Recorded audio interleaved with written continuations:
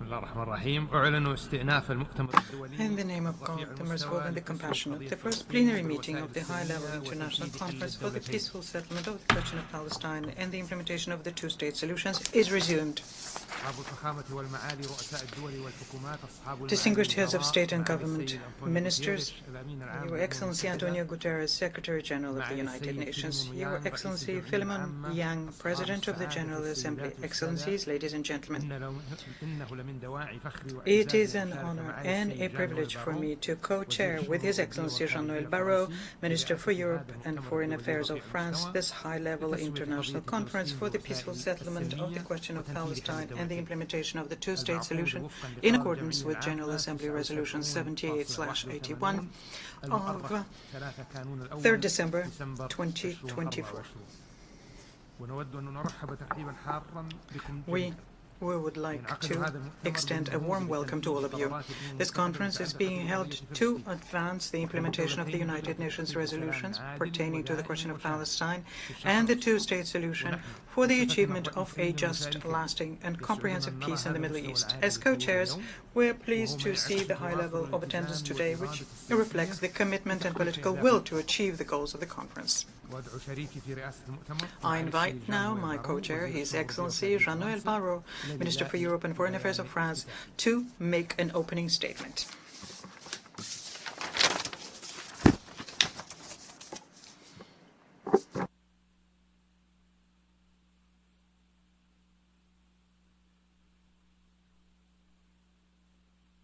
Monsieur le Secrétaire Général, Secretary General, President of the General Assembly, Mesdames et Messieurs les Premiers ministres, Prime Ministers, Mesdames et Messieurs les ministres, Ministers, Mesdames et Messieurs, ladies and gentlemen. instruite par son Having histoire, entachée du learned sang de through guerre his history, which is blood-spattered with fidèle aux fratricidal principes qui wars, fondèrent les Nations Unies il y loyal a to 80 the ans, foundational principles of the la United France Nations reconnaît established comme 80 sacré years ago, le droit France des peuples à disposer acknowledges d'eux-mêmes. that it is the sacred right Parce of qu'il n'y a rien de peoples plus to précieux determine pour their l'homme own fate. que la There is dignité de se nothing tenir more libre et precious debout for people sur than la the dignity terre of dans to be laquelle free plongent and to be ses standing racines. on the land from which he Parce takes que le his roots. priver de ce droit Because depriving conduit people of this inévitablement rights au inevitably ressentiment, leads à la to violence et à resentment, la guerre. violence, and war. C'est ainsi que la And that is France why se tint aux côtés du France peuple d'Israël is standing lorsqu'après side une by longue side with histoire Israel, d'exode et de when after persécution, a long history il of exile and disposa persecution, enfin d'une terre, it finally had a d'un land, État, it finally et had a qu'il entra state, en peuple and libre entered dans la into the communauté des community of nations. nations as a free people. Et que la France se And tint the aux France côtés d'Israël stood by en Israel, mobilisant sa force diplomatique mobilizing et its militaire diplomatic chaque and fois que military son droit à power l'existence every fut time his right contesté to an existence ou was menacé. challenged or threatened. Au nom de la relation This was done millénaire qui lie la France au in the peuple name juif, of the millennia-long au nom du relationship droit des between peuples France and à the Jewish disposer people, d'eux-mêmes. and in the name of the rights of people to La determine France their own reconnaît fate. ce même droit France acknowledges Palestiniennes and et aux recognizes Palestiniens, this same right with the celui de Palestinian disposer people, the de leur right propre patrie. to have their own Et c'est homeland. pourquoi la France And that is considère why comme seule France alternative considers au cycle that the infini de la only violence alternative to the la perspective long que cycle ces of deux violence peuples is a puissent prospect disposer of de having deux these États two people vivant côte à having côte, two states en paix living et en side by sécurité. side in peace and security. Une solution And qu'elle this soutient is avec the constance solution that depuis des France décennies. has been upholding constantly voix du for général de decades. Gaulle, This qui was déclare en done through General de Gaulle, who in 1967 stated that the settlement of the conflict should be based on the recognition by each of the states in question by all others. This was done by François Mitterrand, who in 1982 stated in the Knesset that a dialogue means the prior and mutual recognition of the right of others to exist. This was done by Jacques Chirac, who in 1996 spoke in front of the Palestinian Legislative Council and stated that the Palestinian people have a natural aspiration to determine their own fate and to have a state. This was done through the voice of all of their successors, and particularly through the voice of President Macron. But we're now at a time where this prospect of having two states recognized and respected in all of their rights is today in mortal danger.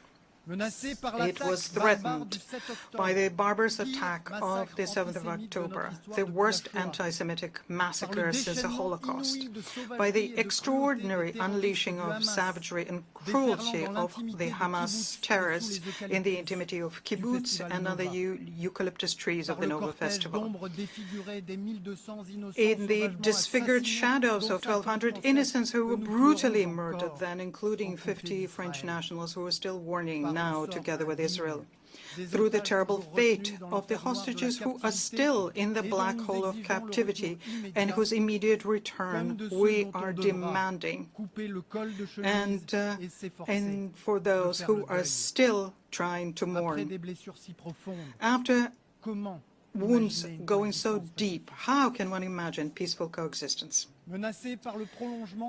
This idea was challenged and threatened by an indefinite extension of military operations of Israel in Gaza, which for a long time no longer have military or political justification. Massive displacements of populations, civilian victims in the tens of thousands, families turned apart, places of worship, hospitals and schools bombed, humanitarian food distribution becoming bloodbaths. Devastated by war, Gaza is today a charnel house where the corpses are looking famished and the spirits are becoming desperate. After so much suffering, how can we be thinking of peace? This idea is also threatened by the accelerated pace of the settlements in the West Bank, by the extremist settlements who are uprooting olive trees, burning schools, and chasing Palestinians away from their houses under the lenient eyes of the Israeli authorities, by the mixing up of the Palestinian Authority in such a way that undermines the possibility, the very possibility of a state to exist, and by the Knesset, who last week voted in favor of complete annexation of the West Bank. Given these facts, how can one remain hopeful? On both sides, those who are rejecting these ideas seem to be winning. In those who are saying that Palestine has to be from Jordan to the sea on the one hand, and those who are dreaming of the great Israel on the other hand, and the idea of the two states is moving farther and farther away. We absolutely cannot resign ourselves to this situation. And we cannot wait any longer because time is against us. After 22 months of attempts, it is an illusion to think that a ceasefire, lasting one, can obtain without a general view of what Gaza is going to be after the war, without a political horizon, an alternative to permanent war. And that is why we undertook the initiative, together with Saudi Arabia, a major great country in the Middle East, to launch a collective endeavor to revive the two-state solution. And we would like to thank all of those countries who have joined us in this endeavor and who have worked tirelessly on this for the past 6 months. Because this collective undertaking, this conference convened by the United Nations General Assembly, has already resulted in historic commitments which lead us to a new hope. This was expressed in the letter sent by the President of the Palestinian Authority to the President of the Republic and to the Crown Prince. And this letter, for the first time, he condemns the terrorist attacks of the 7th of October. He calls for an immediate release of hostages detained by Hamas, asks for Hamas's disarmament and its exclusion from the governance of Gaza, and confirms towards the end that the payments to the families of terrorists will be stopped. He announces a school reform and undertakes to organize presidential and legislative elections in 2026 and accepts that the Palestinian state will be demilitarized. And there we have all of the conditions stipulated by the Prime Minister Benjamin Netanyahu in his speech in 2009 in Bar el-Inam, when he was talking about the preconditions for the Palestinian state. After that, we had an extraordinary meeting between the Israeli and Palestinian civil society representative on the 13th of June, and they together jointly launched the appeal of Paris to guarantee the security of Israel, working towards a regional integration and towards recognizing the state of Palestine. And this also includes the denunciation by Saudi Arabia and the Arab countries present here today in New York, the denunciation of the crimes of Hamas, the appeal for the for Hamas's disarming, and the expression of hope that they will have normalized relations with Israel and have Israel have normal regional integration. As was stated by the President of the Republic in response to the letter by the President of the Palestinian Authority on the 24th July, in the light of the historic commitments that have already been undertaken and those which will follow, in the name of the eternal rights of people to determine their own fate, at the time where the two-state solution is more threatened than ever, France is ready to fully recognize the state of Palestine and will do so in the month of September next. This recognition, which is a major decision by France, is an expression of both a rejection and it is an appeal. It is a rejection of the idea that the war camp is winning over the peace camp. It is rejection of the idea that Hamas is right when they kept contesting the right of Israel to exist. Hamas who always fought this two-state solution for this reason. But Palestine is not, and it will never be Hamas. Recognizing the state of Palestine today is to bolster those Palestinians who chose non-violence, who decided to renounce terrorism and recognize Israel. It means creating for the Palestinians the possibility of having an alternative. It's denouncing Hamas and isolating it for good. It is also a rejection of allowing the extremists in Israel to say that the Palestinians have no right to exist, and when they propagate violence through hatred and through the detriment of the security interest of their own country. It's a rejection of the resignation that some in the international community and its leaders have when they tend to give up. It's resignation when they say that nothing can be done. But this is something that we in France reject. We today have an opportunity to save the peace process. It is our historic responsibility, and it is our honor to take this opportunity.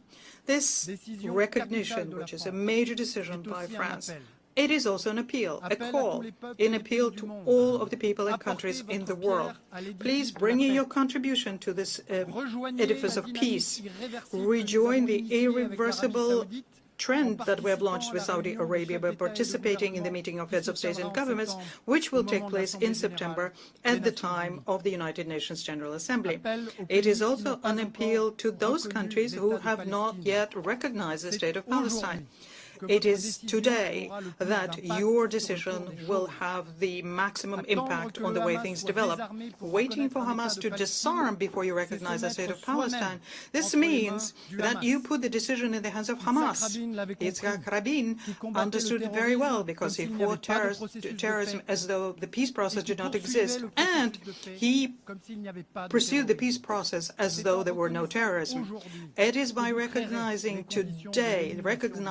Palestine today that you will create the condition for Hamas's elimination. This is all an appeal to the Arab and Muslim countries. Please cut at the root the rejection of Israel, which is feeding anti-Semitism, extremism, and terrorism.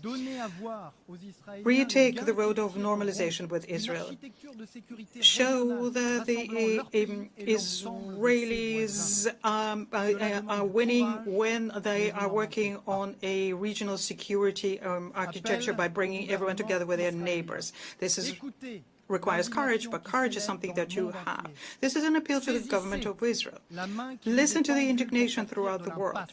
Take the hand that's stretched out to you to find a way out of this. Open the eyes to the aspirations your neighbors have to live in peace and security with you. Seize the fire.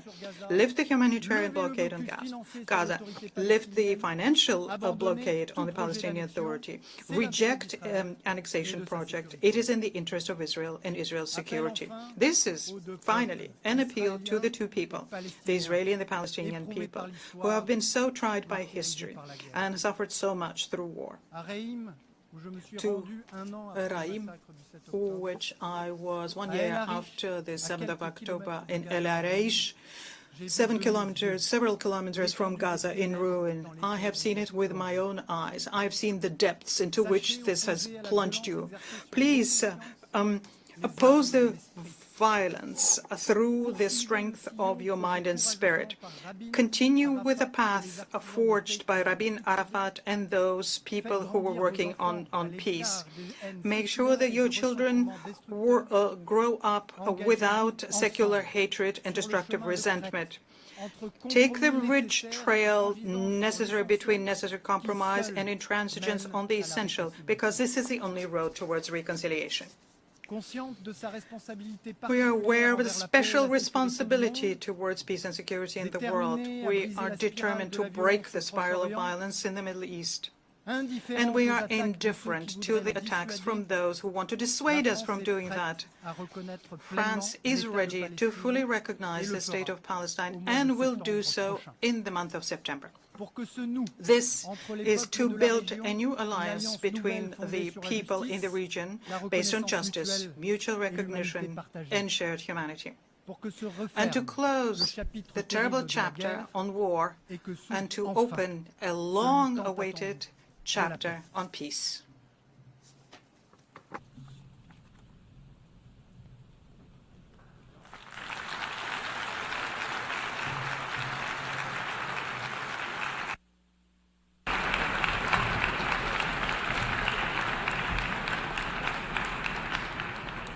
I thank His Excellency Mr. Barrot, and I will now deliver some opening remarks.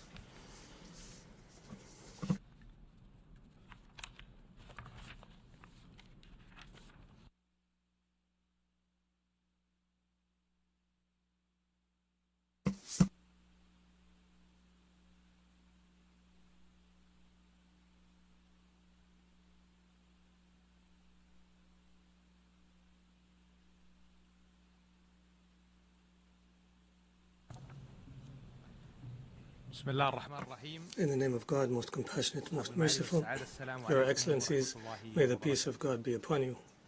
It gives me pleasure to begin by thanking His Excellency Minister of Foreign Affairs of the Republic of France and His Excellency the Secretary General and the President of the General Assembly and the chairs of the working groups for their efforts to prepare for this important conference, which is an opportune moment to move forward with the peace process. Ladies and gentlemen, this conference is held while escalation continues and the expansion of the conflict continues, without any regard for the regional implications and global implications, and with a manner that entrenches impunity. At the same time, thousands of civilians are suffering the worst kinds of serious violations of starvation and bombardment and displacement, and hindering all international efforts to deliver humanitarian assistance to our people in Gaza. Meanwhile, the Israeli violations also take place in Jerusalem and the West Bank, where settlement policies continue and systemic exercises that want to change the demographic and religious nature of the region. The Kingdom of Saudi Arabia reiterates that peace and security do not take place through a deprivation of rights or through the force. These policies lead to destabilization and eroding the possibilities for peace and expanding extremism, threatening regional and international peace and security. Your Excellencies, the Kingdom of Saudi Arabia reiterates and welcomes what President Mahmoud Abbas has said about the commitment to peace and the continued efforts of the Palestinian government under the leadership of the Prime Minister, Mohammed Mustafa. These efforts deserve our appreciation. In this regard, we reiterate that the international community must support the Palestinian people in building their capacities and empowering their institutions through support for the Palestinian Authority and its reform. Ladies and gentlemen, The Kingdom of Saudi Arabia believes that peace cannot be built without empowering the Palestinian people economically and through development. Accordingly, the Kingdom of Saudi Arabia is promoting and expanding its cooperation with the Palestinian Authority to build capacity and to achieve digital transformation and to cooperate with the private sector so the economy can advance. In this regard, we mention the critical role of international organizations and the World Bank, including the IMF, in supporting the Palestinian people, whether through financing development or through technical assistance. In light of the increasing challenges, there is an urgent need to continue this support and further intensify it in order to enable the Palestinian people to overcome the challenges to achieve development and stability. And we welcome the grant from the World Bank for the Palestinians. Ladies and gentlemen, since the adoption of the Arab peace process in 2002, the Kingdom has continued its efforts for realization of an independent Palestinian state on the borders of 1967 with Jerusalem, East Jerusalem as its capital. This is the pillar for achieving a fair and comprehensive and lasting peace in the region. In this context, we commend France's intention to recognize the Palestinian state. This is a measure that reflects its support for the self-determination of the Palestinian people in accordance with international law and international resolutions. We welcome the recognition of a number of friendly states of the Palestinian state, and we call on other states to take this important and responsible measure and to engage in a credible process that is irrevocable to achieve peace and security for all people in the region. We realize we must maintain the political process, and therefore the Kingdom has launched this conference and has cooperated with the European Union and Norway, and we are working to operationalize a mechanism that is time-bound to follow up on the outcomes of this conference and to support practical measures to end the occupation and to establish the independent state of Palestine and achieve regional security. In conclusion, we call on you to join the final outcome document and to participate in its implementation. Our collective responsibility requires us today to work urgently to end the humanitarian disaster that is threatening the credibility of the international law and to enable the Palestinian people to achieve self-determination in order to achieve peace and security for all people in the region, opening the way towards stability, prosperity, and development. And may the peace of God be upon you.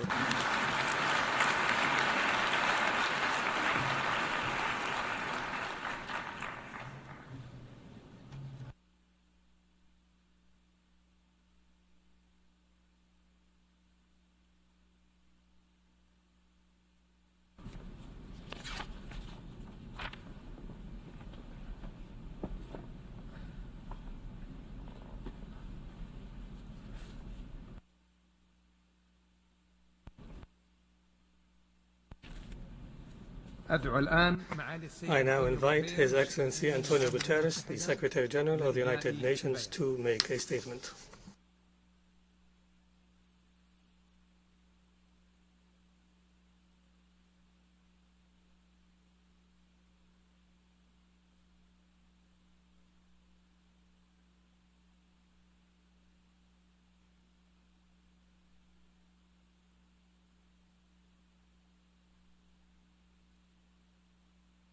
Distinguished co-chairs, Mr. President of the General Assembly, Excellencies, ladies and gentlemen.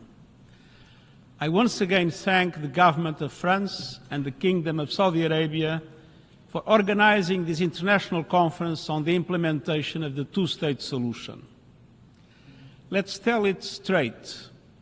For decades, Middle East diplomacy has been far more process than peace. Words, speeches, declarations may not have much meaning to those on the ground. They have seen it before, They have heard it before. Meanwhile, destruction and annexation bulldoze ahead. The onus and obligation is on all of us to prove that this effort is something different.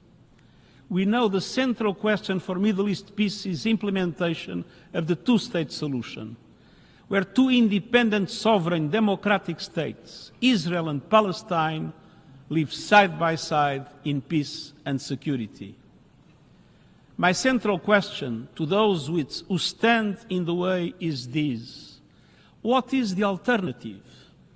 A one-state reality where Palestinians are denied equal rights and forced to live under perpetual occupation and inequality? Or a one-state reality where Palestinians are expelled from their land? That is not peace. That is not justice. That is not in accordance with international law, and that is not acceptable. That will only increase the growing isolation of Israel on the global stage. Let's be clear. Statehood for the Palestinians is a right, not a reward. And the denial of statehood would be a gift to extremists everywhere. Excellencies, the only realistic, just and sustainable solution is two states, Israel and Palestine, living side by side in peace and security, within secure and recognized borders on the basis of the pre-1967 lines, with Jerusalem as the capital of both, in line with international law, UN resolutions, and other relevant agreements. Two states recognized by all and fully integrated into the international community. But time is running out. With every passing day, trust is slipping, institutions are weakened, and hopes are dashed. That is why I implore the international community not only to keep the two-state solution alive, but to take the urgent, concrete, irreversible steps necessary to make it real. That means immediately ending violence, immediately ceasing annexation and settlement activities as called by the International Court of Justice, rejecting the forced displacement of the Palestinian population from any part of the occupied Palestinian territory, which would constitute a grave violation of international human rights and humanitarian law, rejecting any form of ethnic cleansing, ensuring full accountability for any atrocity crimes and other violations of international law, restoring credible political dialogue, and reaffirming the equal rights and dignity of both peoples. All this requires courage from leaders on the ground and courage from the international community to act with principle and persistence. Starting with Gaza. Excellencies, nothing can justify the horrific 7 October terror attacks by Hamas, and nothing can justify the scale of death and destruction in Gaza since then, a level without precedent in recent times. Gaza has descended into a cascade of catastrophes, tens of thousands dead, virtually the entire population displaced many times over, the shadow of starvation looming over everyone, all with the world watching. I welcome recent steps to reduce restrictions to life-saving humanitarian aid, but this is far from the solution to end the nightmare. We need an immediate, permanent ceasefire, the immediate and unconditional release of all hostages, and full and unfettered humanitarian access. These are not preconditions for peace. They are the foundation of it. And let's be equally clear. Beyond Gaza, the continued occupation of the occupied Palestinian territory, including East Jerusalem, is illegal. It must end. It is the law, reaffirmed by the International Court of Justice in its advisory opinion of July 2024, reaffirmed by this Assembly and rooted in international law. Excellencies, Let us reject the false choice between Palestinian statehood and Israeli security. There is no security in occupation. Let us affirm Israel's legitimate security concerns must be addressed, and so must the legitimate rights of the Palestinian people. We must speak with one voice to condemn all acts of terror, to denounce all targeting of civilians and taking of hostages, to reject incitement to hatred and violence. And we must call on Israel to recommit clearly and unequivocally to the two-state solution and to cease all actions that undermine it. And we must support Palestinian unity around a peaceful, democratic and inclusive vision of statehood. Let us lay the groundwork for unified Palestinian governance, credible security arrangements, and a Palestinian Authority that carries out reforms and that can deliver for its people. The Palestinian Authority has taken critical reform steps. I urge the international community to recognize when progress is made and to continue to support the Palestinian government in its reform agenda under incredibly challenging circumstances. Excellencies, this conflict cannot be managed. It must be resolved. We cannot wait for perfect conditions. We must create them.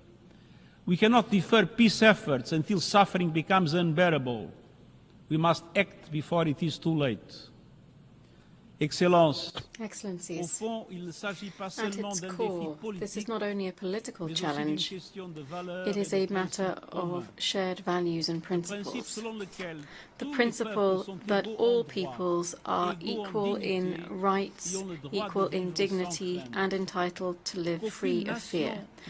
That no nation should live in permanent insecurity, and that no people should live under continued occupation. This is the promise of the United Nations Charter and international law.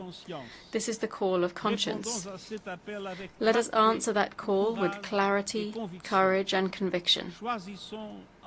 Let us, at long last, choose the path of peace, not as a concept, but as a commitment, not as a dream, but as a reality, for Palestinians, for Israelis, for the people of the Middle East and the world. Thank you.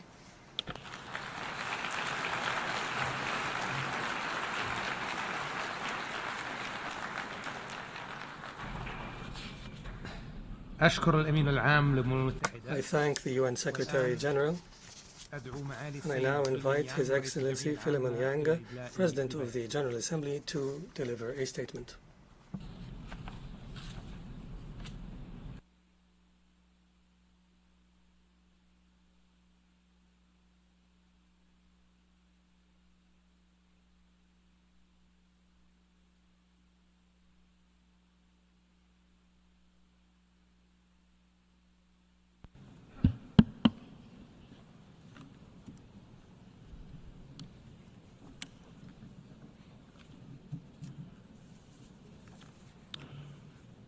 Excellence, Your Excellency, Minister Jean-Noël Barrot.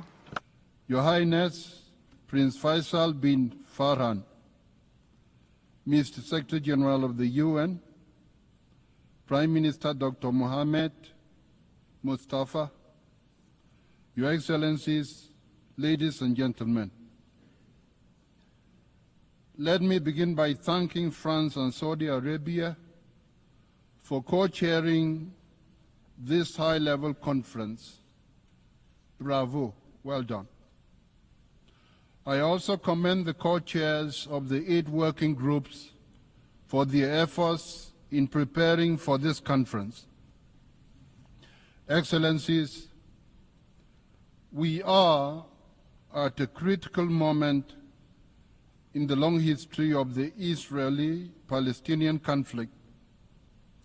It is indeed a history-making moment.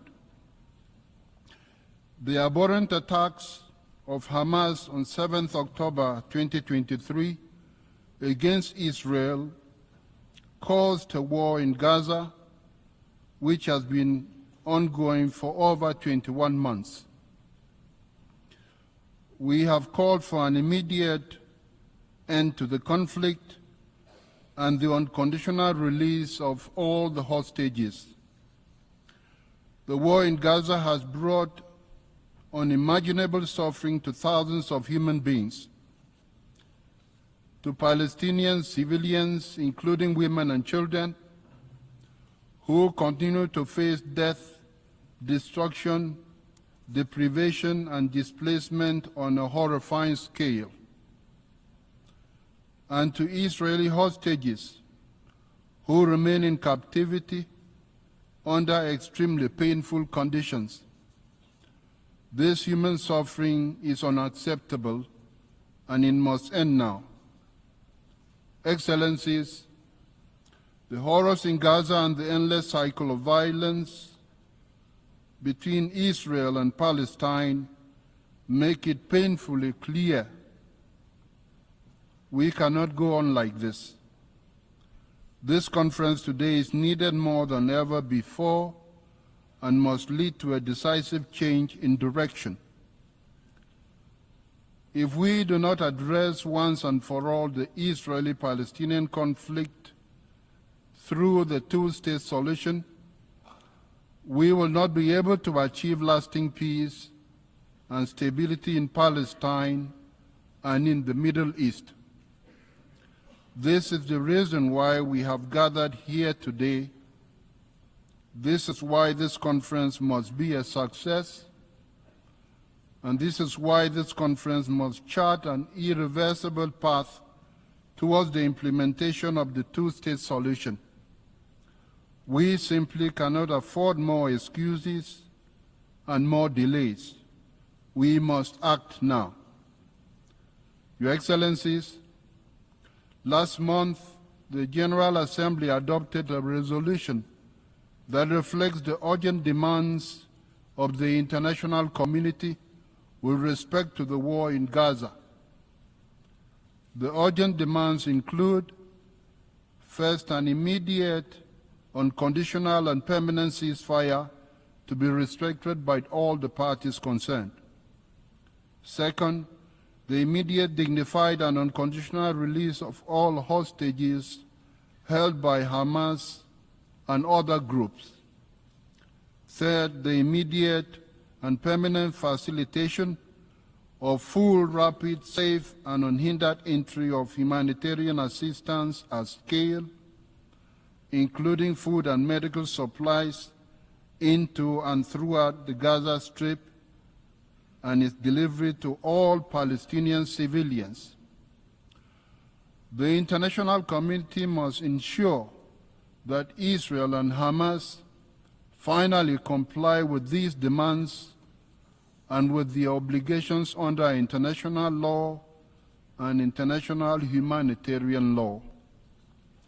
Excellencies, while the situation in Gaza is dramatic, we must not lose sight of the deeply concerning and equally urgent situation in the occupied West Bank, including East Jerusalem. Violence against civilians, including acts of terror, settler violence, settlement expansion, seizures, demolitions, and forced displacements are eroding any prospects for a political solution to the Israeli-Palestinian conflict. Let me be clear. This conflict cannot be resolved through permanent war, nor through endless occupation or annexation. Peace and stability will only be achieved when Israelis and Palestinians can live side by side in their own sovereign independent states in peace, security, and dignity. When Palestinians recognize the state of Israel and Israelis recognize the state of Palestine, that will be a good thing. When the world finally honors the legitimate aspirations and rights of both Palestinians and Israelis, when both the state of Israel and the state of Palestine are recognized as legitimate members of the international community and of the United Nations. Until today, more than 140 states have recognized the state of Palestine.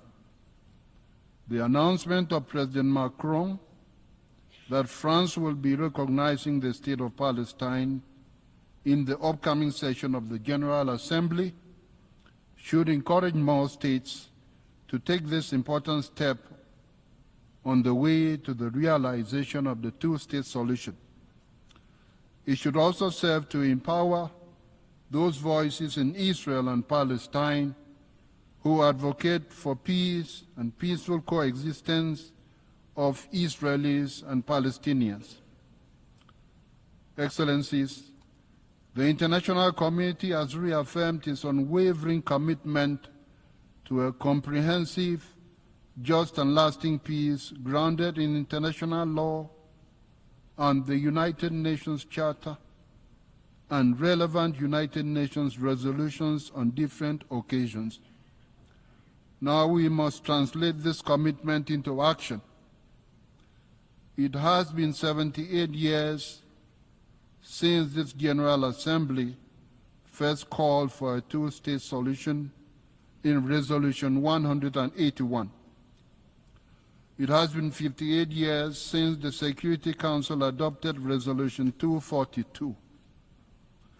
Time and again, the General Assembly and the Security Council have reiterated their support for a vision of two states within secure and recognized borders based on the 1967 lines in numerous resolutions. It is our collective responsibility to demand the implementation of these resolutions. The focus of this conference must therefore be concrete and action-oriented, identifying steps the international community must take to realize the two-state solution. We must restore both hope and trust. Hope that a better future is possible. Trust in the United Nations and our commitment to the peoples of Palestine and Israel. We must act now to take the steps necessary to bring about a peaceful settlement of this conflict, one that upholds international law, the United Nations Charter and relevant UN resolutions, and especially one that achieves justice for Palestinians and Israelis, one that ensures a peaceful, prosperous, and equitable future for everyone in the Middle East. Thank you.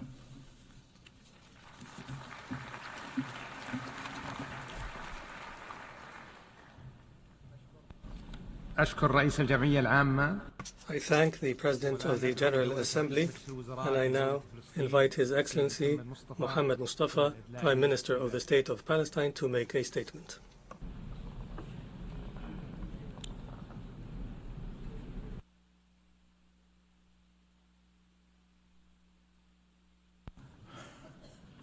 صاحب السمو الأمير فيصل بن فرحان. Your Highness Prince Faisal bin Farhan, Your Excellency Minister Jean Noel Barrot, Mr. Antonio Guterres, Secretary General of the United Nations, Mr. Philemon Yang, President of the General Assembly, Your Highnesses, Your Excellencies, distinguished delegations, may the peace and blessings of Allah be upon you. At the outset, I would like to express once again the appreciation of the State of Palestine to the Kingdom of Saudi Arabia and France for their leadership and for presiding over this important United Nations conference. I would also like to thank the states that have chaired the working groups and all the states and organizations participating in this international conference for the peaceful settlement of the question of Palestine and the implementation of the two-state solution. We have been waiting for long years for a genuine international intervention that would move us towards a peaceful, just, and comprehensive solution to the Palestinian question and the independence of the State of Palestine in implementation of the two-state solution on the basis of resolutions of international legitimacy for many years. And in this period of waiting, we have lost what we have lost, and we have suffered immensely. Therefore, this international conference must constitute a turning point in which positions and decisions are translated into immediate and unprecedented practical steps to stop the genocide and end the Israeli occupation, uphold the Palestinian right, and help an independent Palestinian state on the basis of two-state solution take shape in accordance with the resolutions of international legitimacy, which opens the way towards peace, security, stability, and prosperity in our region for the benefit of all peoples and states. Your Highnesses, Excellencies, distinguished delegations, in the Gaza Strip, there are all kinds of death. Palestinians die by being targeted. They die by being burned alive. They die out of the cold, out of hunger, out of thirst, out of disease, out of grief, and out of fear. And they send us every day, every moment, for more than 20 months, a distress call to save them from this killing, destruction, and disregard for their lives. How has this devastating war not stopped for our people yet?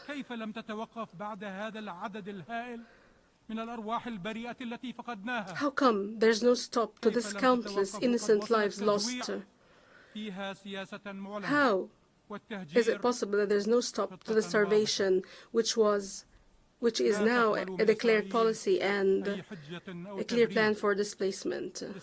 Do not accept from Israel any excuse or justification for targeting Palestinian civilians, doctors, humanitarian staff, journalists, and the imposition of a policy of collective punishment on the Gaza Strip and its inhabitants without exception, as well as the destruction of homes, hospitals, schools, mosques, churches, even graves, and all the elements of life in Gaza, and preventing the entry of aid and obstructing its safe distribution, and killing who seek to receive some aid.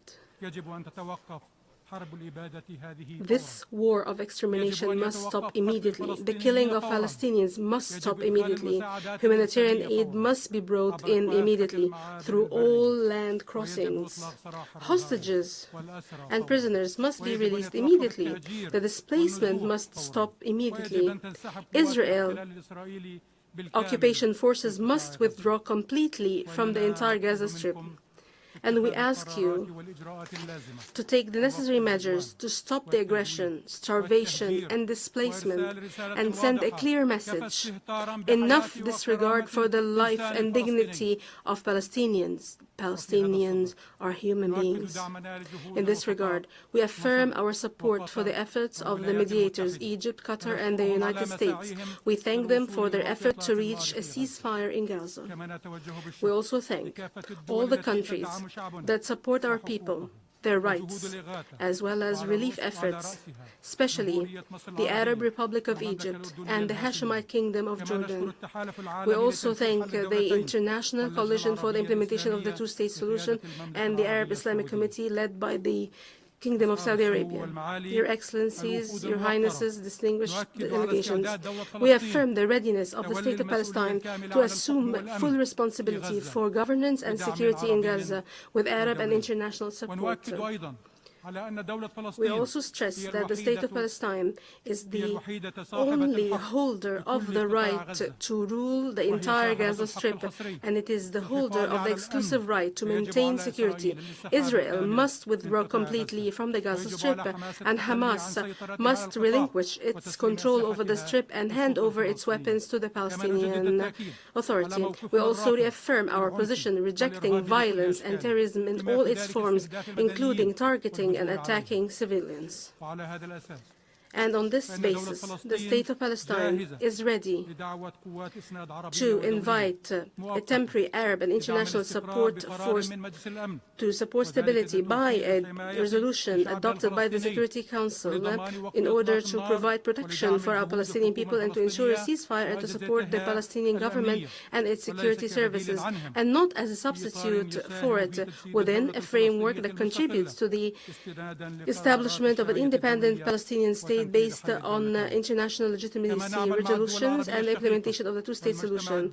We are also working with brotherly Arab countries and the international community to reconstruct Gaza and prevent the displacement of our people from their land, including by holding an international conference in Egypt to start implementing the Gaza Reconstruction and Recovery Plan and providing it with the necessary support.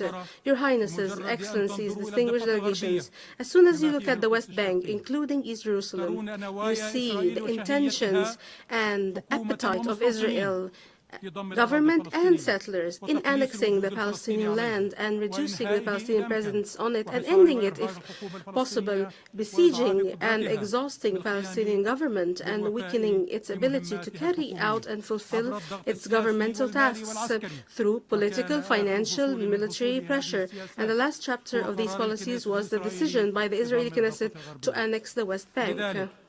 Hence, the international community must move beyond the time of condemnation and denunciation and move to a stage where it forces Israel to cease its annexation practices, settlement, including settler terrorism and violence, killing and captivity, restriction on movements, attacks and destruction of villages, cities and camps, and prevention of return to them, attacks also on Islamic and Christian holy sites, withholding Palestinian tax funds, as well as threatening to paralyze the Palestinian banking sector in an attempt to destroy the State of Palestine and the two-state solution. Your Highnesses, hence, we stress the importance of holding this conference and the issuance of the UN Declaration for the peaceful settlement of the Palestinian question and the implementation of the two-state solution, 1 year after the issuance of the advisory opinion of the ICJ.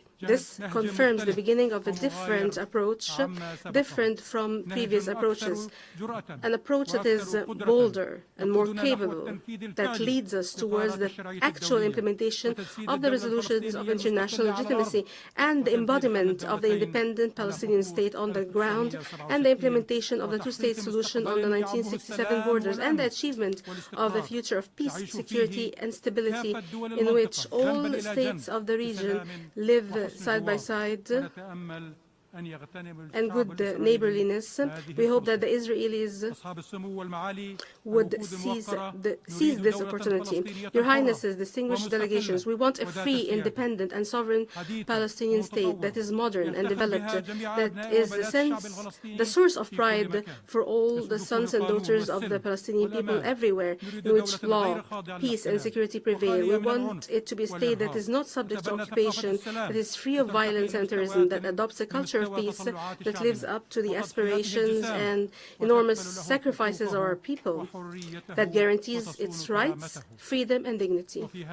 In this regard, President Mahmoud Abbas announced at the Arab Summit that comprehensive presidential and legislative elections will be held within a year, as has been done previously in all of our occupied territories, including East Jerusalem, and he asked the international community to provide us with assistance in holding such elections.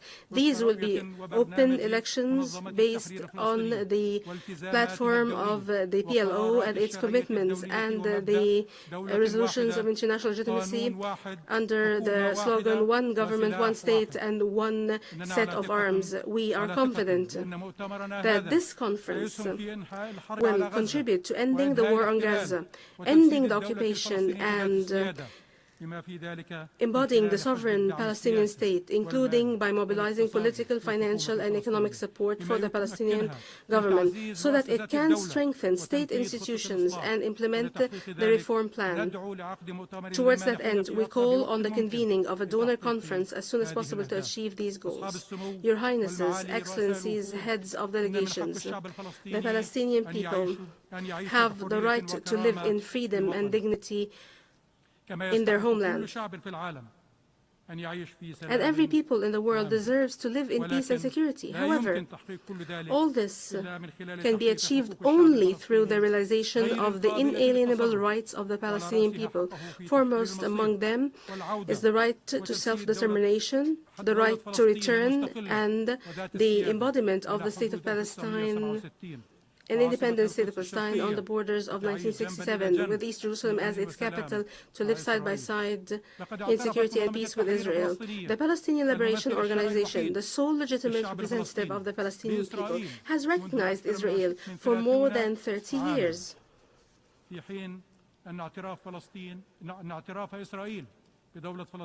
While Israel's recognition of the State of Palestine has yet to take place, despite the recognition of the State of Palestine by 149 states. In this regard, we call on all states that believe in the two-state solution and have not yet recognized the State of Palestine to do so immediately as a real investment in peace, security, and stability. We thank all the brave countries that have recognized the State of Palestine, and we appreciate the historic decision of the French president to recognize the State of Palestine. We also call on everyone to support our full membership in the United Nations and other international institutions, including international financial institutions, and to support efforts for accountability and justice for victims. Your Highnesses, Excellencies, heads of delegations, we stand ready to work with you and with the United States, and in partnership with the presidents of the conference, Saudi Arabia and France, and with the heads of other groups and countries participating in the international coalition for the implementation of the two-state solution for peace, stability, and security for all in the region.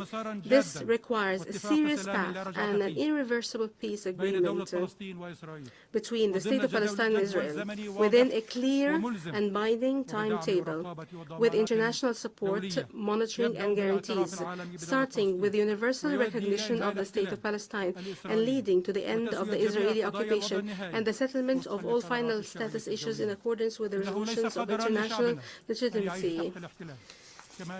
It is not the fate of our people to live under occupation, nor is it the fate of us and the Israelis to live in a war that doesn't end. We can live in a future of peace and security side by side if we make the right decisions today.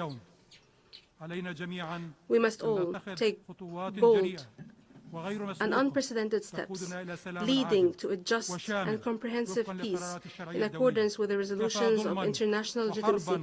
Enough injustice, war, occupation, and destruction. We want our people to live in freedom and dignity in their land and the land of their ancestors, and to achieve peace, security, and prosperity in our region, the Middle East, which is the cradle of three heavenly religions, the cradle of light, justice, and peace. I thank you. May the peace and blessings of Allah be upon you.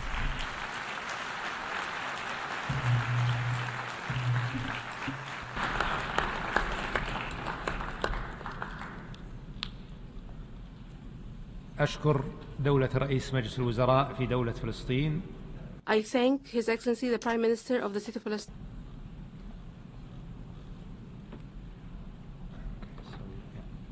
بذلك نكون قد استمعنا إلى آخر المتكلمين. We have thus listened to the last speaker in the opening segment of this conference. Your Excellencies, Your Highnesses, ladies and gentlemen, before starting the general debate, and if the conference approves, I would like to suggest that we would use the rules of procedure of the General Assembly, mutadas mudandis, in particular concerning the conduct of its business, and that each state participating in the conference shall have one vote. We shall proceed accordingly.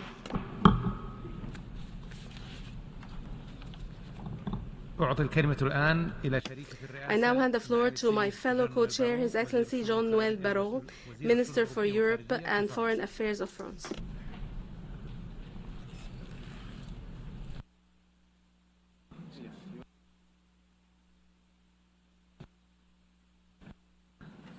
J'invite à présent son Excellence le Cheikh Mohammed bin Abdulrahman bin Jasmin Al Thani, Premier ministre des Affaires étrangères de l'État de Qatar, Prime Minister and Minister for Foreign Affairs of the State of Qatar, to address the conference.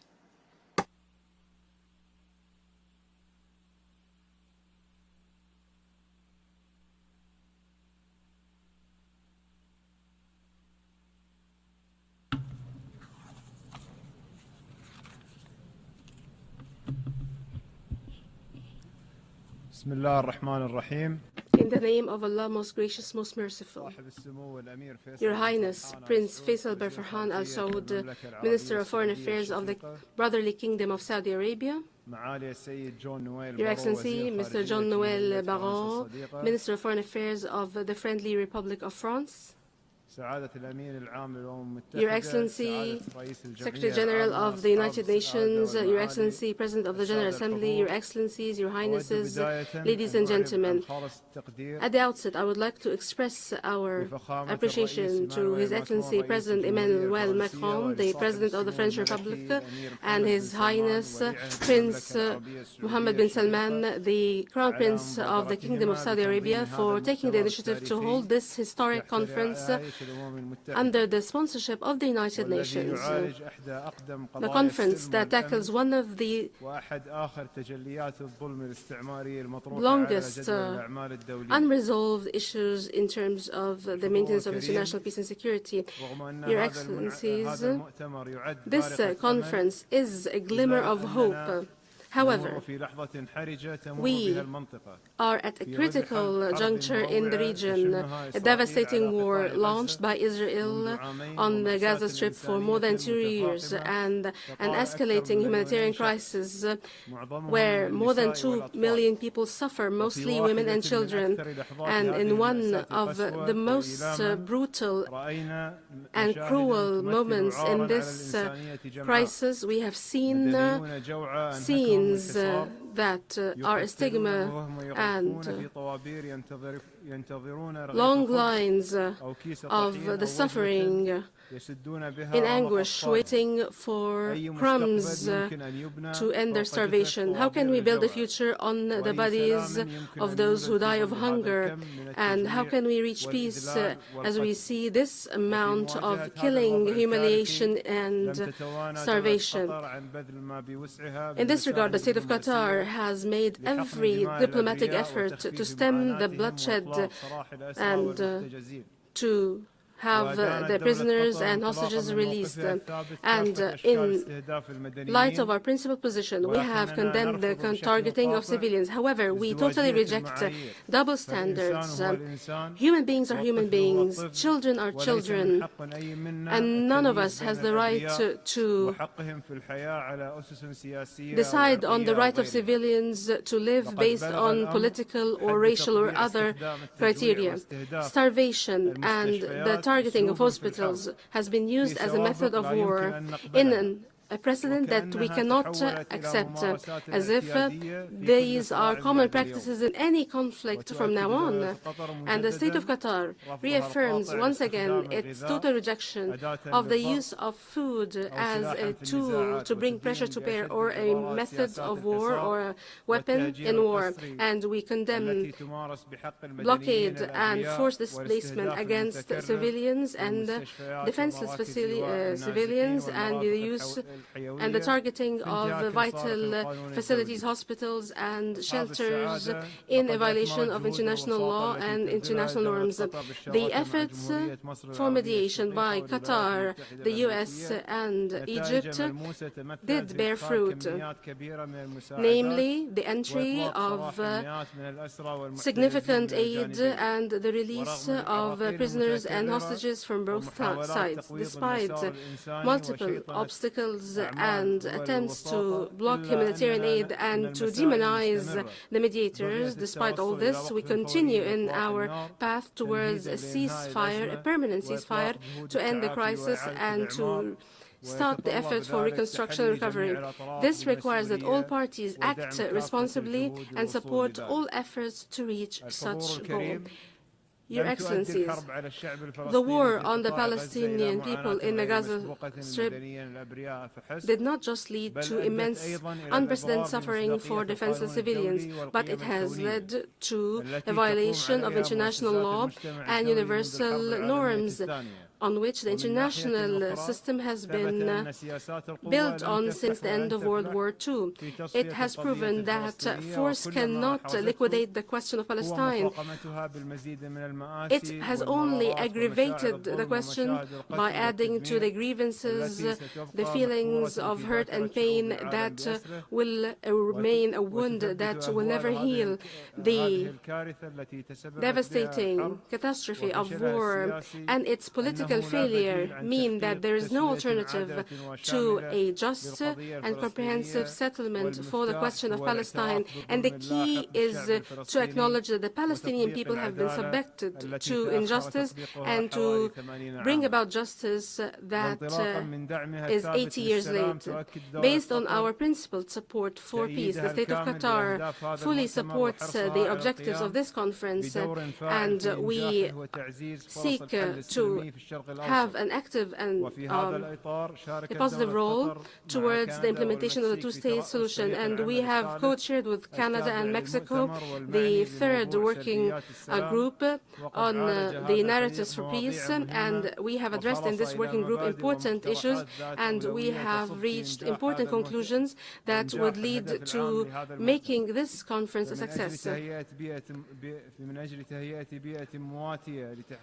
To achieve a conducive environment for peace, there is a need to support positive narratives that support peace between the two sides that would be based on relinquishing violence and addressing attempts to dehumanize the other.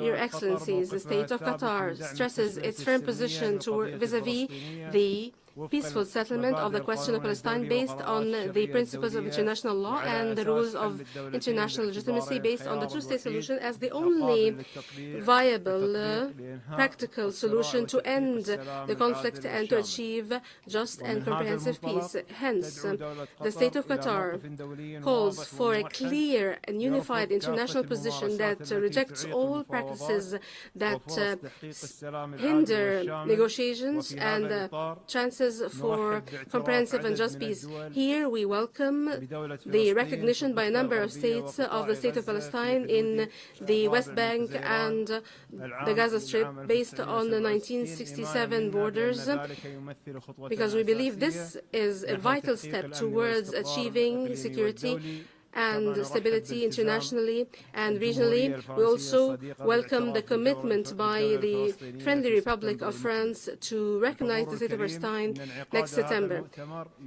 Ladies and gentlemen, holding this conference represents the collective will of the international community to translate words into actions and to actively contribute towards the peaceful settlement of the question of Palestine in all its dimensions. The international community has a responsibility to create an environment conducive to reaching a comprehensive and just peace, to bring back the strong role of international legitimacy after this horrific war, and to provide humanitarian, economic, and political necessary support. We hope that this conference would represent a turning point that would lead to tangible commitments, not just statements, and would pave the way towards practical steps towards the implementation of the two-state solution, towards a comprehensive, just, and permanent and lasting settlement of the cause, and would lead to stability in the entire region. I thank you.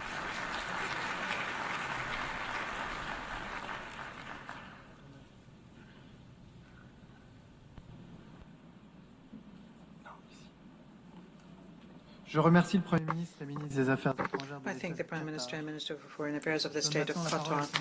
I now give the floor to His Excellency Mr. Ayman Safadi, Deputy Prime Minister and Minister for Foreign Affairs and Expatriates of Jordan.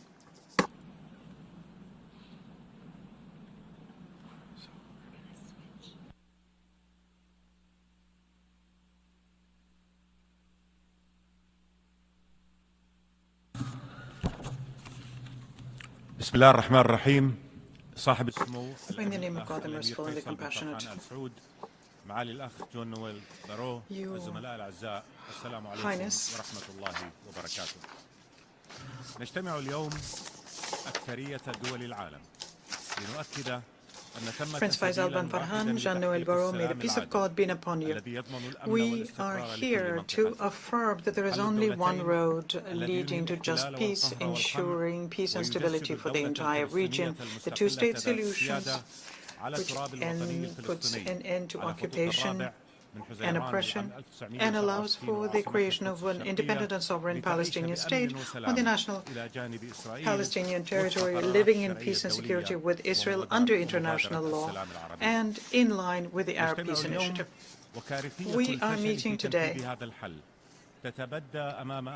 at the time where the disastrous impact of the failure of this solution is unfolding before our eyes in the form of death, destruction, hunger, which tramples international humanitarian law underfoot. It makes it into a mere slogan, existing in word but not in deed. The disastrous effects of that are seen in Gaza. Under occupation, it's become a cemetery for its inhabitants and also for our common values. People in Gaza are dying. We can see mothers crying over their dying children, people who cannot find anything to drink or eat or any medication to alleviate the suffering of people. Mothers are watching their children's short lives ending. We can see it in the West Bank as well, where occupation is gathering pace, where seizures of land continues, where the Palestinians' blood is being shed, and the holy sites are being violated, and the hope for peace is dying. Peace is the only guarantee for the Palestinians and the Israelis. We can see the arrogance of the State of Israel vis-à-vis the international law. For example, in Lebanon, we can see that, or in Syria, where Israel is invading greater and greater chunks of Syrian territory. At the time when the world is calling for the rebuilding of a new Syria, which is free and stable, where all Syrians live in security, freedom, dignity, and equality. Ladies and gentlemen, this situation, it nullifies our humanity and threatens our collective security, undermines international law and the United Nations Charter, and makes this conflict a threat to the future of the region. The aggression against Gaza has to end. The international community has to prevent the death of another Palestinian children who is dying from hunger or thirst. More than 600,000 children in Gaza must return to school. 2.3 million Palestinians must regain hope and believe in the value of their lives and in their children's future.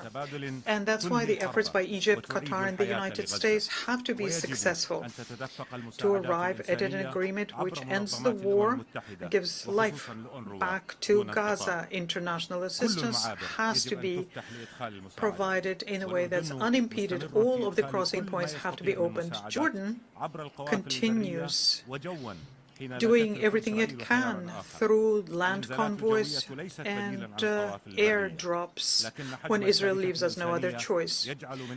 Humanitarian assistance and drops cannot be an alternative to land delivery.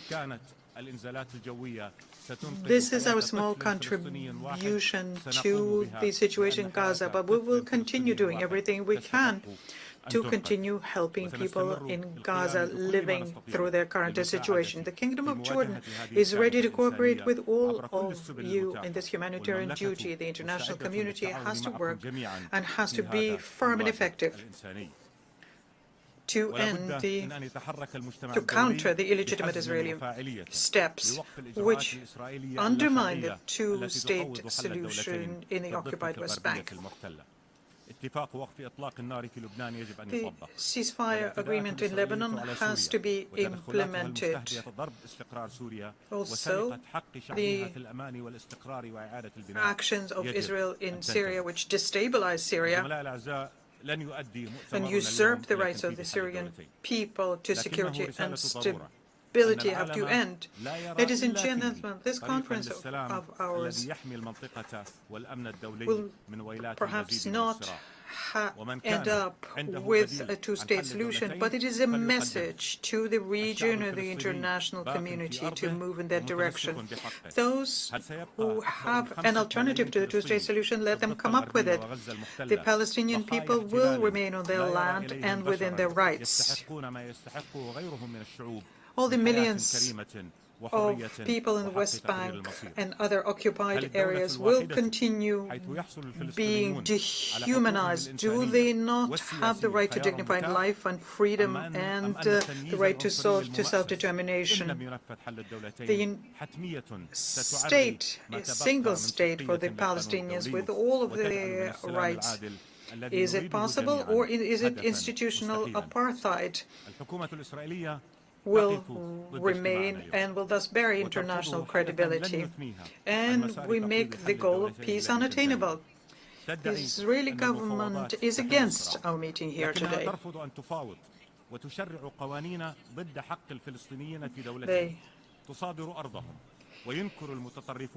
They say that negotiations have to end the conflict, but they refuse negotiations and they counter the rights of Palestinians to have a state. They seize Palestinian land. If Israel really wants to negotiate, well, the Palestinian leadership stands ready to engage in negotiations to have just peace. However, Israel does not negotiate. That's the truth. It's time for the international community to react to that according to its belief, which supports the two-state solutions. Practical and clear measures have to be undertaken to support this solution. We have to use all of the tools at our disposal to implement it. Otherwise, the Palestinians and the Israelis will remain without the right to peace, as well as all the people in the region. Just peace is something that has been in the Arab Peace Initiative since 2002. It guarantees peace and normal relations to Israelis. This is supported by the other organizations. It implies a partnership with Israel engaging in negotiations to translate this pledge into lasting and comprehensive peace. If the two-state solution is not available today, well, protecting it against measures which undermine it is still necessary and urgent. Recognizing the Palestinian state is an important step here. We congratulate France on the announcement that they made to recognize the state of Palestine and all the countries who preceded France in that. And we call on all states to recognize the state of Palestine, reconfirming their right to justice, international law, and peace. The Kingdom of Jordan will continue supporting the rights of the Palestinians to life, freedom, to a state, and will spare no effort to arrive at just peace, where the rights of Palestinians are implemented, and they will have peace which will be accepted by the population, which will put an end to the conflict. Dear friends, occupation and peace are opposites. Occupation and security are opposites as well. Only just peace will ensure the security of the Palestinians and the Israelis and enable them to build a stable future, something that we all want. We would like to thank the Kingdom of Saudi Arabia and the French Republic for organizing this conference of ours today, which is an international appeal, a cry saying it's enough conflict, occupation, murder, oppression. It's a collective opposition to that, whereas just peace is our choice. Basing ourselves on the two-state solutions, we have an opportunity to have a future which there is only justice and hope. Cooperation and not conflict. I thank you. I thank His Excellency Ayam Safadi. I now give the floor to Her Excellency Ayam Fayon, Deputy Prime Minister, Minister of Foreign and European Affairs of the Republic of Slovenia.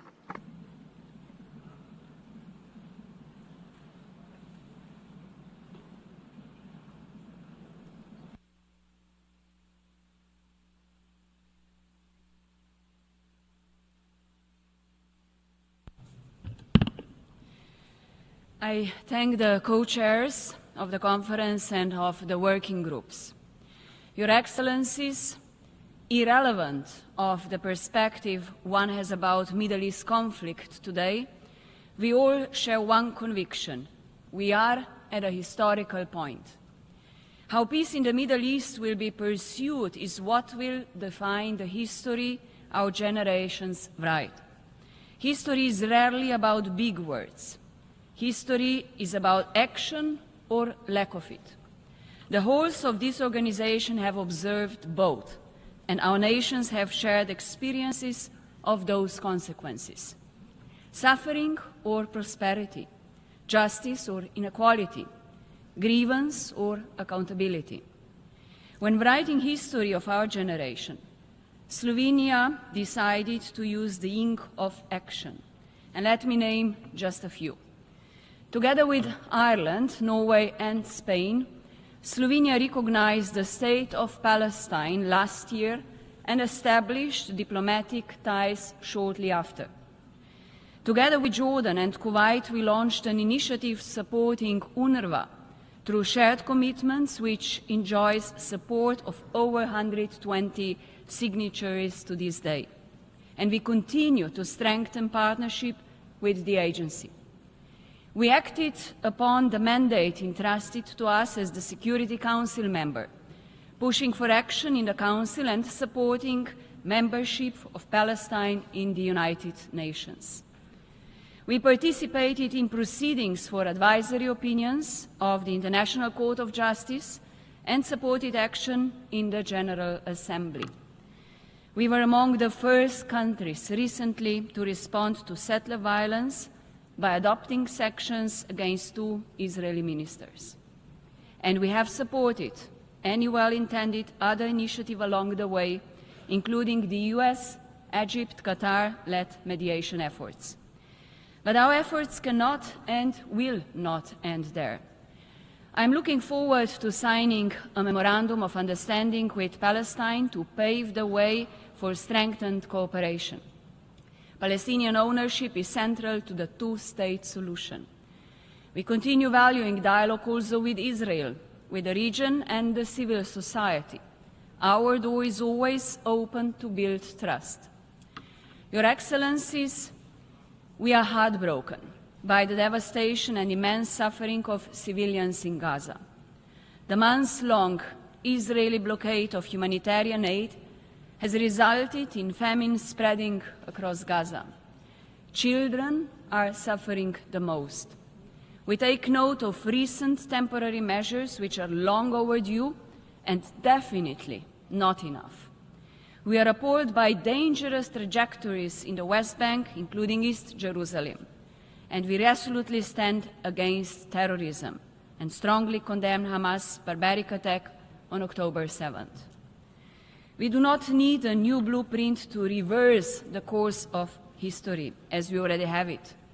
We have international law, and Slovenia calls for its full respect. This includes the decisions of the ICJ, both advisory opinion on occupation as well as provisional measures on Gaza. And I feel compelled to underline that this includes accountability. We once again reaffirm our full support to the work of the International Criminal Court and human rights mechanisms. We also need courage and respect. We simply need more. We all share responsibility. We will be judged by history for our actions as well as for lack of them. That is why I take this opportunity to call on member states to take bold actions, to demand an end to starving civilians, a ceasefire and the release of hostages, to normalize ties with Israel, to recognize Palestine, to support Palestinian Authority, to provide humanitarian assistance and back reconstruction, to foster dialogue, and finally, leadership for peace. I thank you all.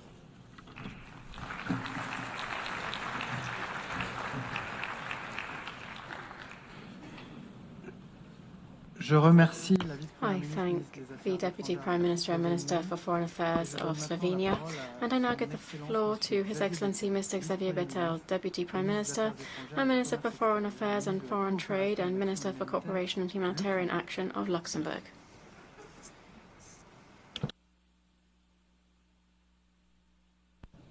Dear Faisal, dear Jean-Noël, dear friends. For me, coming here was something that wasn't just part of my work, it was a duty. It's a duty as someone who has now been Foreign Minister for almost 18 months. I've been to Palestine and Israel 4 times, and once I went to Jordan, and countries that are also experiencing the direct consequences of the situation. I've been to Egypt once and Qatar once, and I'd like to thank both of you for inviting us here to keep up the momentum on the situation in Palestine. This situation, when you look at public opinion, is divisive. Some are for it, some are against. Can't we just take a position for peace, for young people, for women, for people who have nothing? Do we have to take a position today which is for Palestine and therefore against Palestine, or for Palestine and therefore against Israel? These are the cliches that we want to fall into, that we have to be against each other and not find pragmatic solutions in this situation. I'm also thinking about the hostages from the 7th of October, families who don't even know whether their relatives are still alive. Imagine being in that situation and not knowing what happened to a member of your family. So we need to be brave, to all of us, to be able to forge ahead in one direction towards peace and to ensure that we can live together. For the Palestinian Authority, it's very difficult. And as we saw today, it's very difficult to condemn Hamas, and we know that Hamas, for some, is still the solution in Gaza.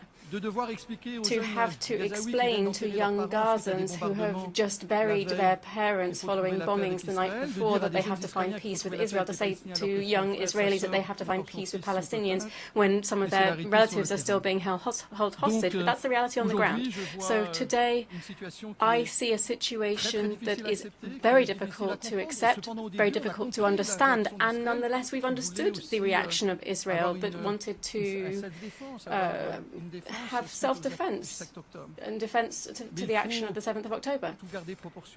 But we need to keep proportions and see what is proportionate today. We have UNRWA. UNRWA was the first agency to have to close, and we can see that the aid that should have been delivered by UNRWA, those on the ground are seeing every day how important they were for health, for education, for humanitarian action. More than 1,000 people have died just going to find aid, to get food. And today, if you don't get shot or killed under bombs, you'll die of starvation following the humanitarian aid that's been blocked at the borders. So this really is an inexplicable, intolerable situation. UNRWA wasn't perfect. We have our report from our ex-colleague, Ms. Colonna, who shows where action needs to be taken, and we've seen the determination from the Palestinians to go in that direction.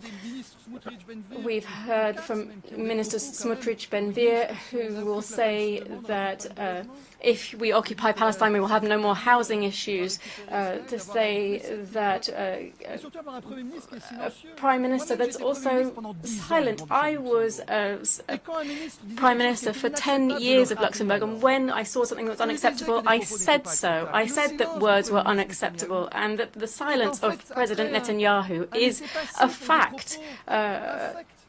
After the atrocious words of certain ministers that we've heard in recent days. So I want to say that this is an important time, that Arab countries and Muslim countries today are showing this solidarity, a condemnation of Hamas, because the first question that they ask our country is, do you condemn Hamas? No. We need to ensure demilitarization of Hamas. Hamas can't be an alternative to the Palestinian Authority. We have to have elections in Palestine. We have to demilitarization, we have to have de-radicalization, but we have to give hope to the Palestinian population that today, if it doesn't see a solution, risks being even more demanding and wanting to react to what it's seen. So we need to give hope to young Palestinian people and a future to young Palestinian people. And we need to strengthen the Palestinian Authority. We have seen that the money from taxes paid by Palestinians is not paid back to the Palestinian authorities by the Israeli government. It's a very difficult situation, but the Grand Duchy of Luxembourg President is leaning in the direction of taking this step in September and to recognize the state of Palestine. We're being asked, well, will that change anything? Last year we saw Slovenia, Norway, Spain and Ireland that already did it. But I hope that this dynamic now, President, will make it possible to make progress. We see great determination to condemn Hamas, demilitarize Hamas among countries in the Middle East. So we mustn't lose this momentum, and we hope that one day our Israeli colleagues will understand that Israeli security will be peace in Palestine, and that saying today that supporting Palestine is not an act against Israel. On the contrary, it is for a future in security for future generations. Thank you.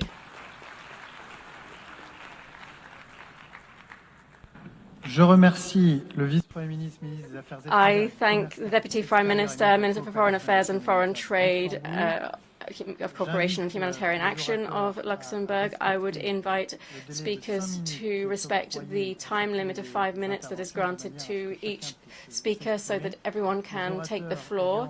Speakers with longer statements are encouraged to read an abbreviated version of their speech and to submit their full statement to the e-statements@un.org address so that it can be published in the UN Journal. I now invite His Excellency Mohammed Ishaq Dar, Deputy Prime Minister and Minister for Foreign Affairs of Pakistan, to take the floor.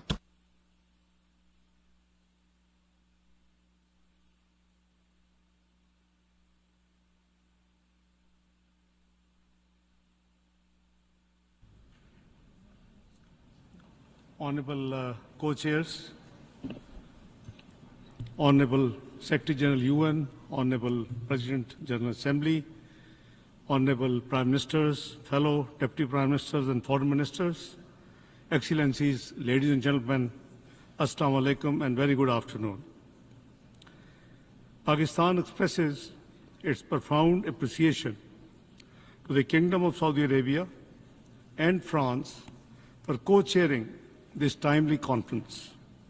We commend your leadership in galvanizing global support for a just, comprehensive and lasting solution to the question of Palestine.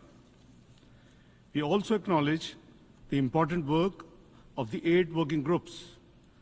Co-chairs, Pakistan actively engaged in their deliberations and contributed forward-looking proposals to shape concrete outcomes. Excellencies, ladies and gentlemen, for over 75 years, the Palestinian people have endured occupation, displacement, and denial of their fundamental rights, including their inalienable right to self-determination. This prolonged injustice is not just a political failure, but a moral stain and a persistent threat to international peace and security. Today, Gaza is a graveyard of international law and humanitarian principles. The death and destruction inflicted by Israel, including the killing of over 58,000 Palestinians, mostly women and children, is an unconscionable breach of international humanitarian law, the UN resolutions, and the binding measures of International Court of Justice. The blockade of aid, deliberate targeting of civilian infrastructure, including refugees camps, hospitals, and aid convoys, have crossed every red line of legality and humanity. The collective punishment must stop now. We must immediately act with purpose. It is high time for credible and enforceable international action on the following key priorities. First, an immediate, unconditional and permanent ceasefire across Gaza and all occupied Palestinian territories. Resolution 2735 must be implemented. We commend the efforts of Saudi Arabia, Qatar, Egypt and the United States. Second, full and unimpeded humanitarian access, especially life-saving food and medicine. Humanitarian teams must be protected. Third, reinforce political and financial support for UNRWA, a lifeline for millions of Palestinians. Fourth, international accountability for war crimes and crimes against humanity. Impunity must end. Fifth, the re-inauguration of the genuine and irreversible political process to end the occupation and realize the two-state solution. Excellencies, ladies and gentlemen, the Palestinian question is a test case for the United Nations and the world. Pakistan reaffirms its unwavering and principled support for the Palestinian people's inalienable right of self-determination, including their right to viable, independent and contiguous state of Palestine based on the pre-1967 borders with Al-Quds al-Sharif as its capital. The outcome of this conference must deliver actionable commitments that, number one, reaffirm the centrality of the two-state solution as the only path to sustainable peace. Two, demand Israel's immediate withdrawal from Gaza and support its reconstruction as envisaged in Resolution 2735 and the OIC Arab Plan. Three, support the OIC proposal to provide international protection for the Palestinian people through the deployment of an international protection mechanism and a timeline for building Palestinian institutional capacity and sovereignty. Four, reject and halt any attempts at the forced displacement or demographic manipulation. Number five, oppose illegal Israel settlements and annexation, especially in West Bank and East Jerusalem. We unequivocally condemn the Israeli Parliament's unlawful attempt to assert sovereignty over the occupied West Bank. Six, ensure universal recognition of the State of Palestine and its full UN membership. We welcome France's decision to recognize the State of Palestine and encourage other countries who have not done so far to extend recognition and contribute to this global momentum for Palestinian statehood. Co-chairs, Pakistan stands ready to extend dedicated technical assistance and capacity building support to our Palestinian brothers and sisters in key sectors such as public administration, health, education, and service delivery in accordance with the Palestinian leadership's decision. Pakistan is prepared to contribute to the building of institutions, including through participation in the Arab OIC plan and any international protection mechanism. Let me conclude by saying that justice delayed is justice denied. But when justice is denied for generations, the consequences are even graver. The question of Palestinians has impacted the entire region and beyond. We must give hope to the Palestinian people. The occupation must end and end now. It is time for freedom, self-determination and statehood, and Palestinians' full membership of the UN.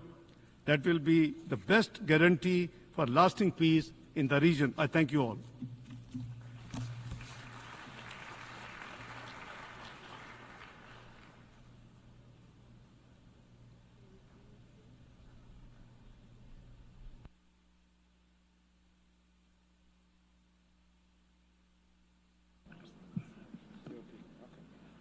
I thank the Deputy Prime Minister and Minister of Foreign Affairs of the Republic of Pakistan, and I now give the floor to the representative of the European Commission.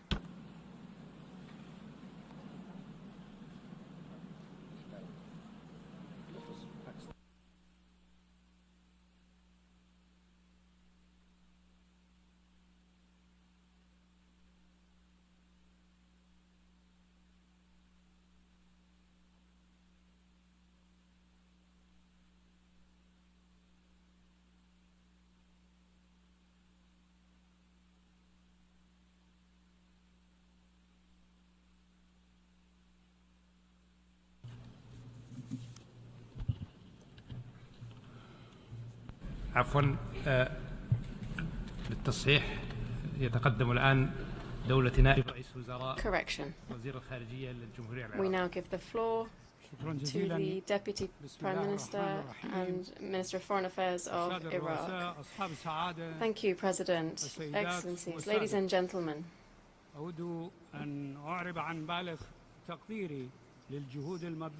I would like to express my profound gratitude to Mr. Antonio Guterres, United Nations Secretary General, and Mr. Philemon Yang, President of the General Assembly. We thank them for their efforts. We welcome the efforts made by His Excellency Faisal bin Farhan Al Saud, Minister of Foreign Affairs and for the Kingdom of Saudi Arabia, and Mr. Jean-Noël Barrot, Minister of Foreign Affairs of France. We congratulate them for convening this conference, which enshrines the principle of justice in the Palestinian cause, in the establishment of a Palestinian state, and guaranteeing the inalienable rights of the Palestinian people. Ladies and gentlemen,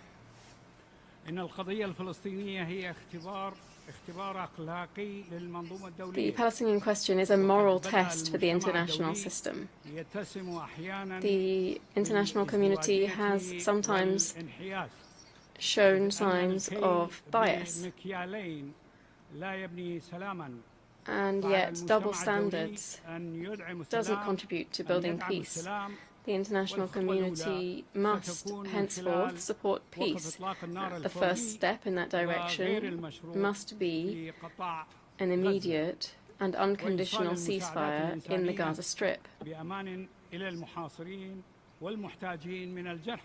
The delivery of humanitarian aid to the besieged and those in need, the wounded, without conditions or obstacles. The lifting of the blockade and the full provision of protection to civilians. Ladies and gentlemen, this conference could represent a step forward that could prevent further humanitarian disasters in Gaza and in the West Bank. It represents a response to our conscience, to our humanity, to salvage what can still be salvaged in light of the scale of the destruction and death perpetrated by the occupying Israeli forces in a series of heinous crimes against humanity.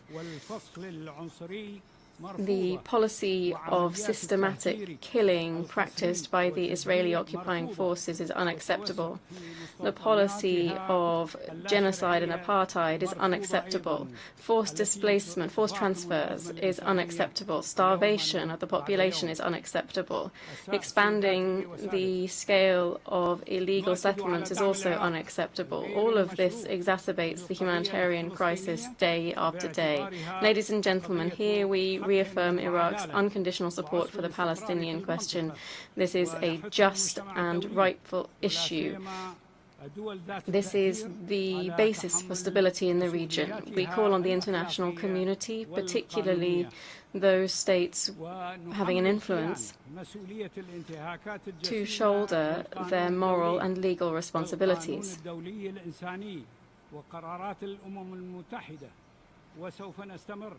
The occupying entity is responsible for grave violations of international law, of international humanitarian law and UN resolutions. For our part, we will continue to support international initiatives to recognize the state of Palestine as a fully fledged member of the United Nations.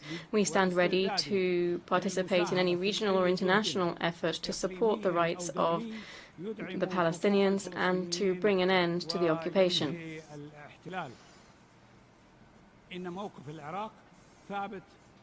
Iraq's position in support of the Palestinian cause and the rights of its people remains steadfast. That is, the right of its people to reclaim their usurped land. Iraq rejects attempts at forced displacement and condemns repeated attacks on Gaza and the West Bank. We affirm that a just peace and stability in the region cannot be achieved to the detriment of the rights of Palestinians. Iraq is convinced that regional stability will only be realized through the exercise by the Palestinian people of their inalienable right to self-determination and the establishment of an independent Palestinian state with Jerusalem as its capital. Thank you.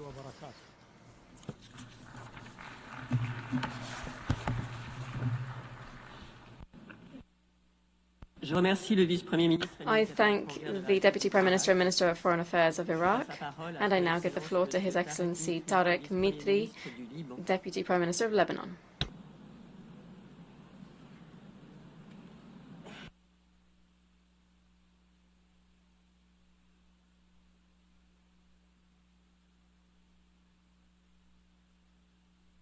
سيدي الرئيس Mr. President, I thank the friendly French Republic and the brotherly Kingdom of Saudi Arabia for calling for this high-level international conference for the peaceful settlement of the question of Palestine and the implementation of the two-state solution in support of the Palestinian people and in affirmation of their legitimate national rights and the establishment of their independent state as a path for just and comprehensive peace. Mr. President, since the Nakba, Palestine has been suffering tragedies year after year and month after month. Occupation, uprooting, displacement, and exile. These crimes are multiplying before our own eyes in Gaza. The occupier persists in siege, killing, starvation, and ethnic cleansing. It rides roughshod over international law and international humanitarian law.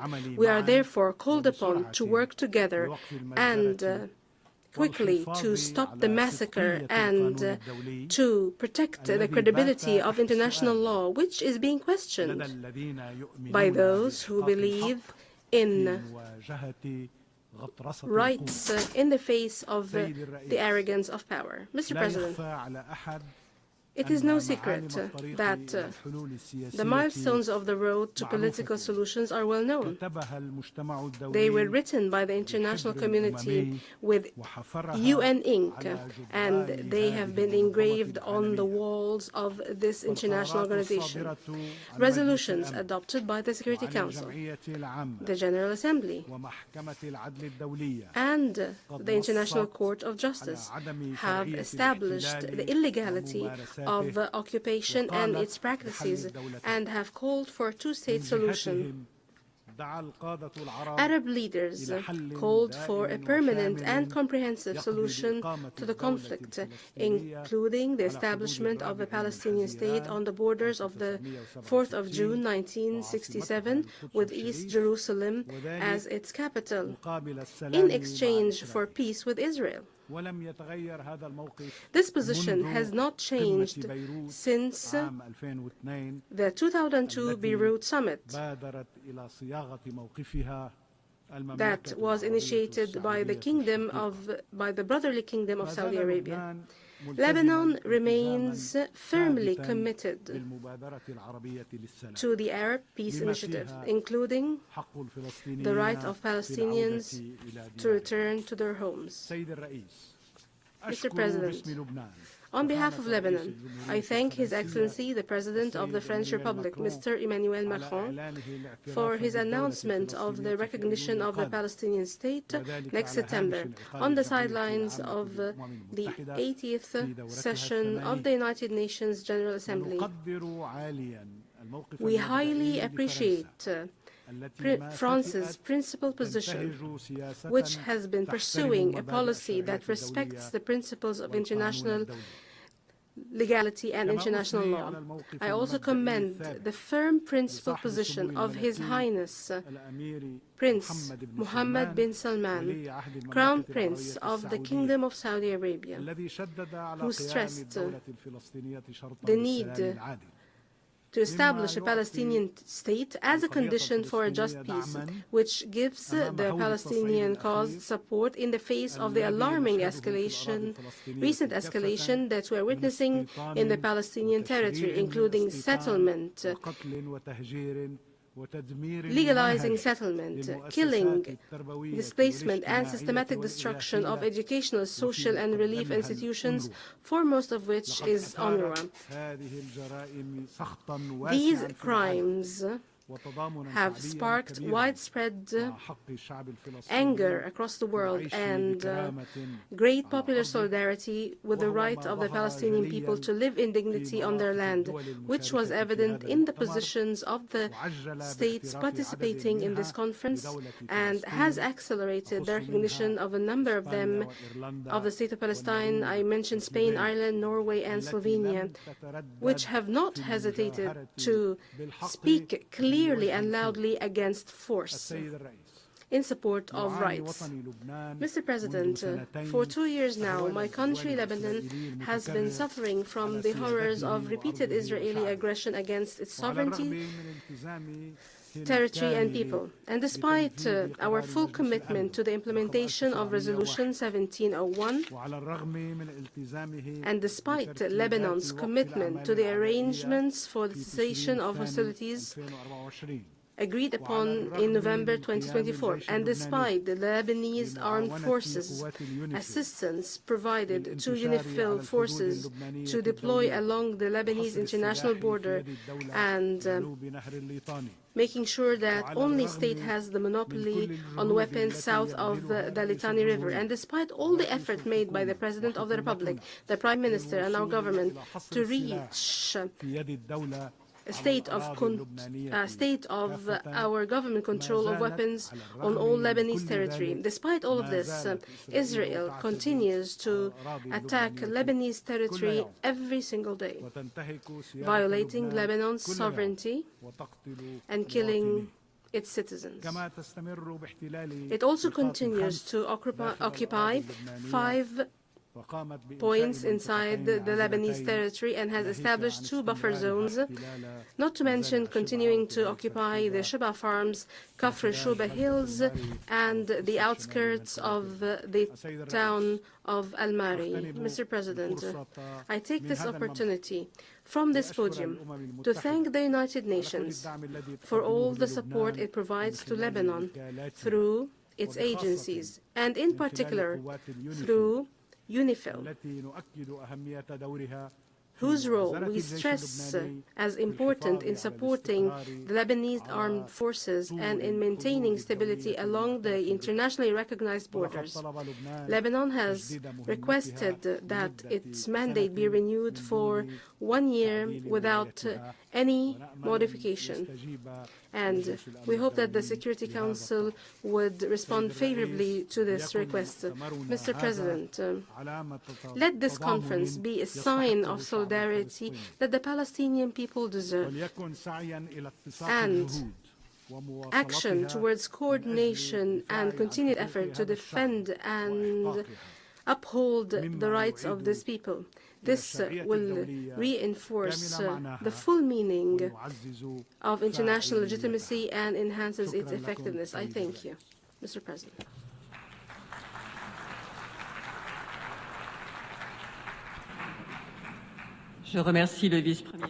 I thank the Deputy Prime Minister of Lebanon for his statement. I now give the floor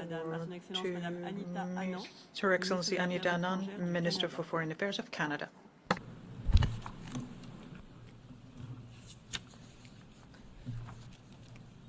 Excellencies, distinguished delegates, honored colleagues, the Palestinian question is at the heart of any hope for long-term stability in the Middle East.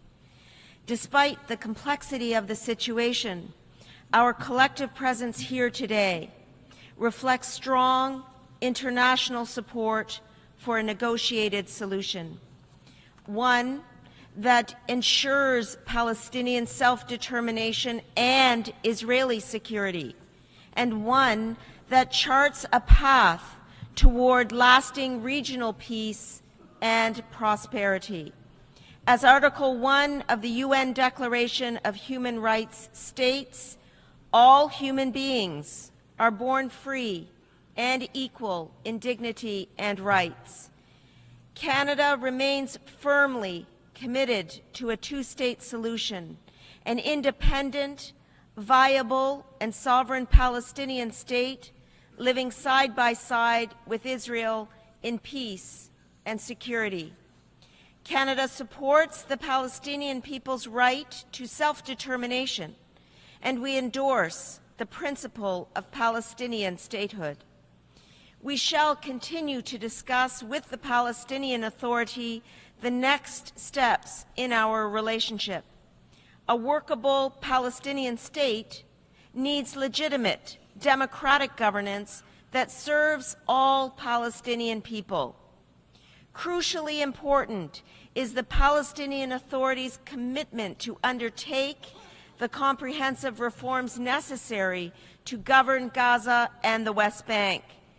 To that end, today, Canada is pledging an additional $10 million this year to accelerate reform and capacity building for the Palestinian Authority.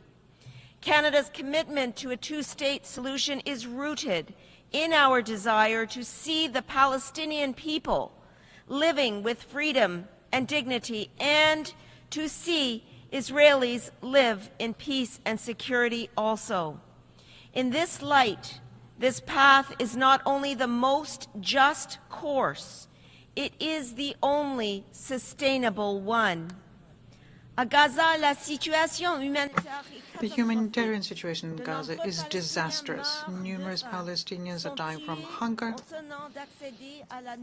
They're killed as they're trying to obtain food and water, or during a military operation which resulted in numerous victims. And those who survive are exposed to avoidable disease and death. This is unacceptable. We condemn the continued detention of hostages held captive by Hamas since the 7th of October 2023, and we call for their immediate and unconditional release. Hamas must immediately and unconditionally release all hostages. Hamas can have no role in Gaza's future governance. Israel's right to live in peace and security with its neighbors has long been and continues to be a key principle of Canada's Middle East policy. I believe this right must be recognized by all partners who are committed to peace.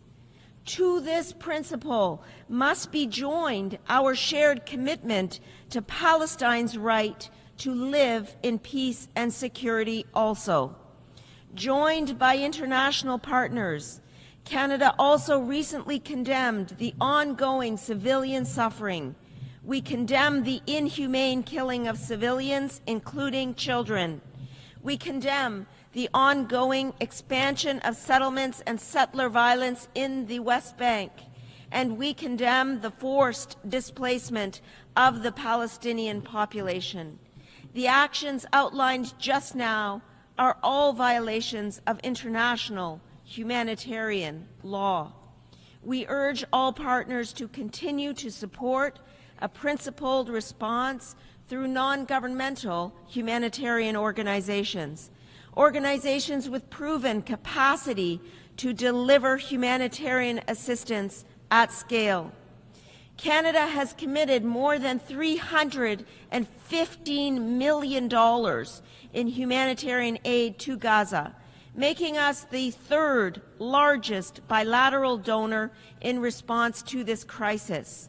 This includes support to the World Food Program to address critical food assistance needs, support to the International Committee of the Red Cross, Red Crescent to provide emergency medical care and protection, support to UNICEF to deliver urgent nutritional supplies to malnourished children, and support to other experienced humanitarian partners and NGOs as well. Today, given the ongoing and urgent need, Canada is making a second announcement. We are announcing an additional $30 million in new money this year for civilians in Gaza. This funding will allow more aid to be pre-positioned in Jordan and the region and ready to be delivered at scale. We thank, in particular, Jordan for their support in ensuring that our aid can pass through the Jordanian corridor. Aujourd'hui, compte tenu des besoins urgents et persistants, today, given the continued needs, we announced $30 million in additional money for the Palestinians in Gaza. This is for the purpose of pre-positioning assistance in the region so as that can be supplied at scale as soon as the logistics allow. For this critical aid to reach those in need, humanitarian partners must be granted safe and unhindered access to civilians in Gaza. But how do we get to a place where recovery and healing can begin? Canada sees this conference as a reaffirmation of principles and a call to action. A lasting political solution requires a permanent ceasefire to begin the hard work of rebuilding institutions, restoring trust, and the conditions for a viable two-state solution. In this regard, Canada commends the effort of Qatar, Egypt, and the United States in looking to secure a ceasefire. No durable solution can emerge without all parties at the table. The Government of Canada will be present with humanitarian aid, and we will play a leading role in building bridges to more aid for Gaza with our international partners. Merci beaucoup. Thank you so much.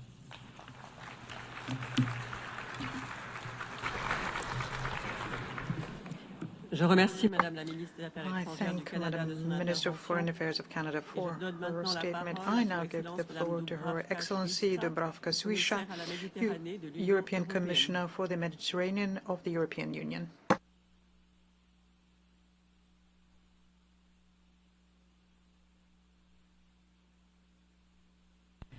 Excellencies, dear Secretary General, we salute the historic initiative of United Nations and France and the Kingdom of Saudi Arabia to convene this conference. The European Union is fully committed to achieving lasting peace in the Middle East region, our immediate neighborhood.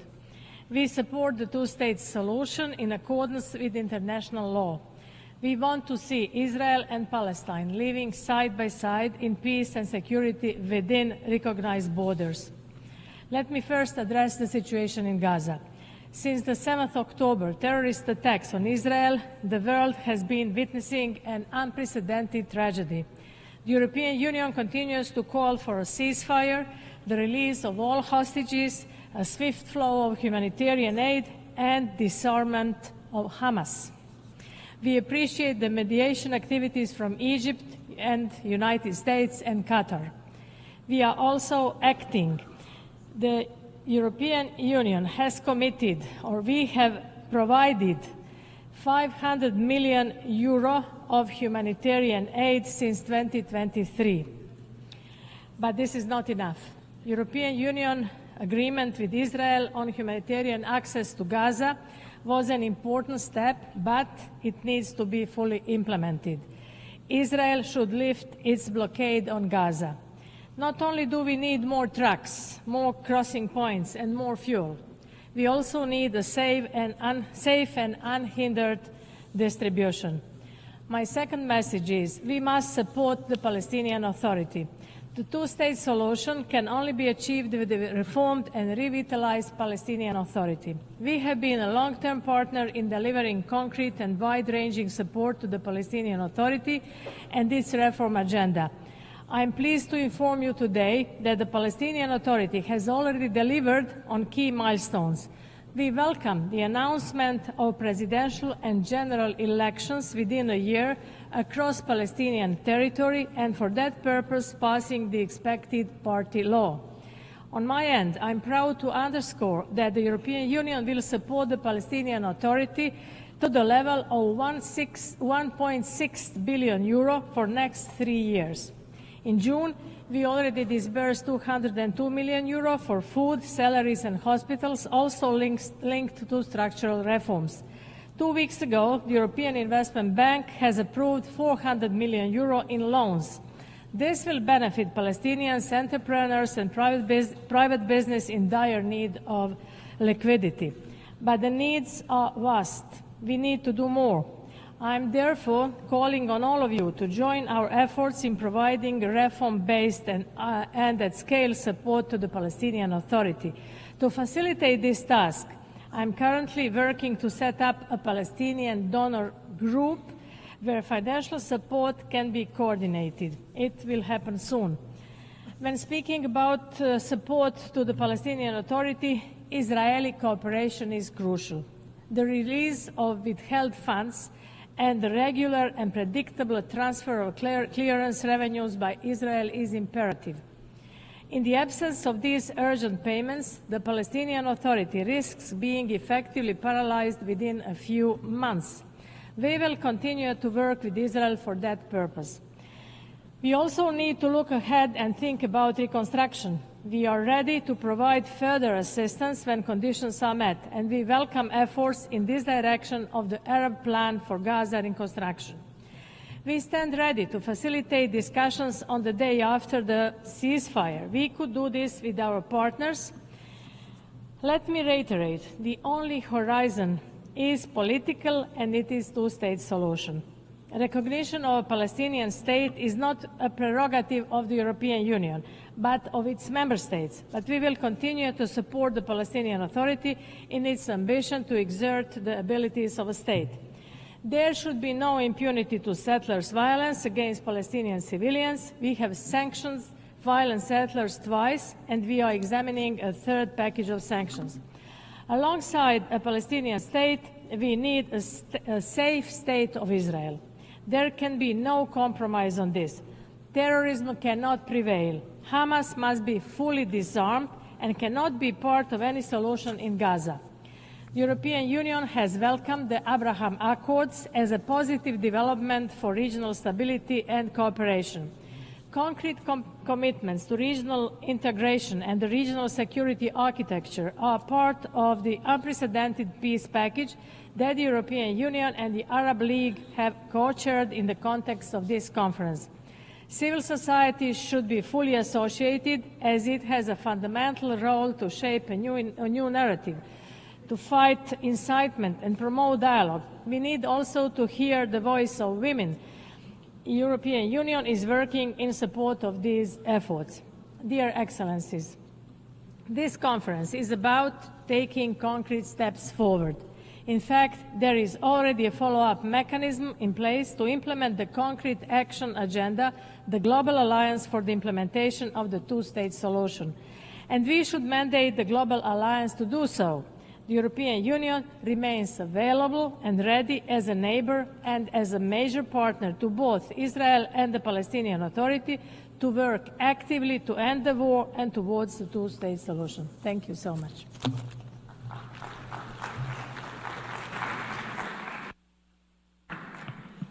I thank the European Commissioner for the Mediterranean for a statement, and now give the floor to His Excellency Mauro Luis Vieira, Minister for Foreign Affairs of Brazil.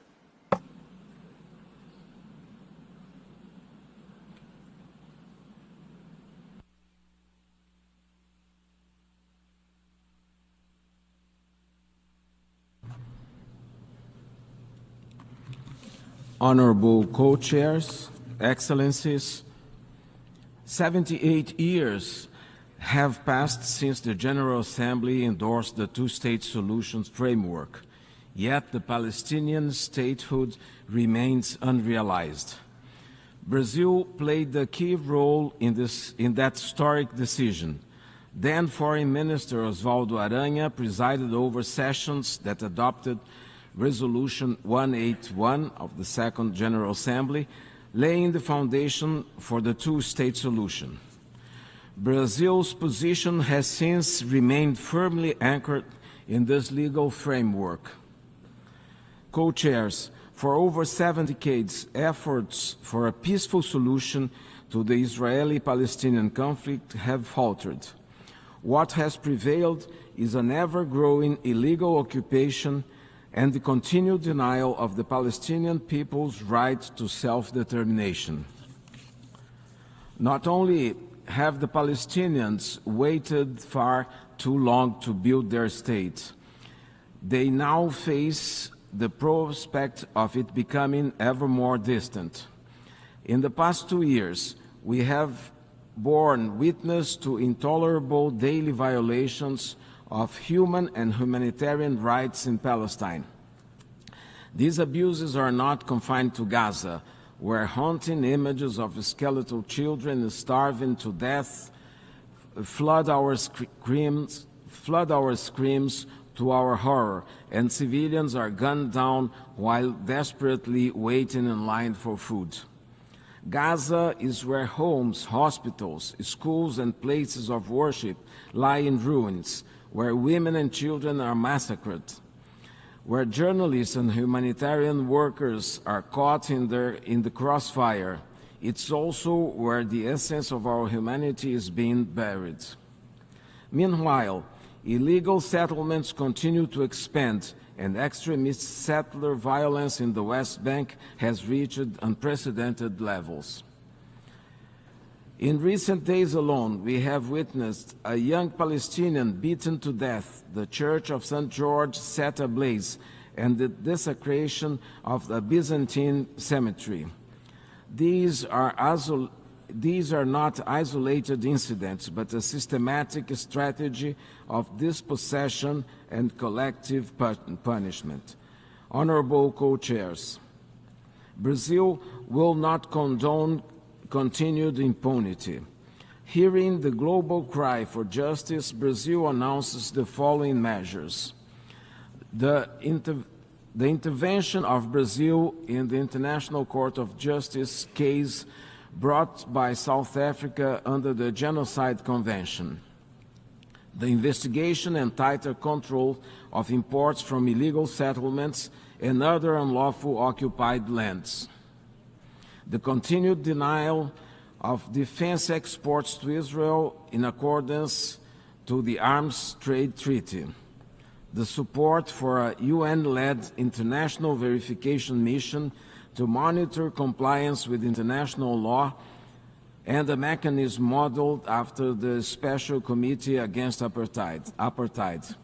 Technical support for the Palestinian Authority in key state-building areas as per their need.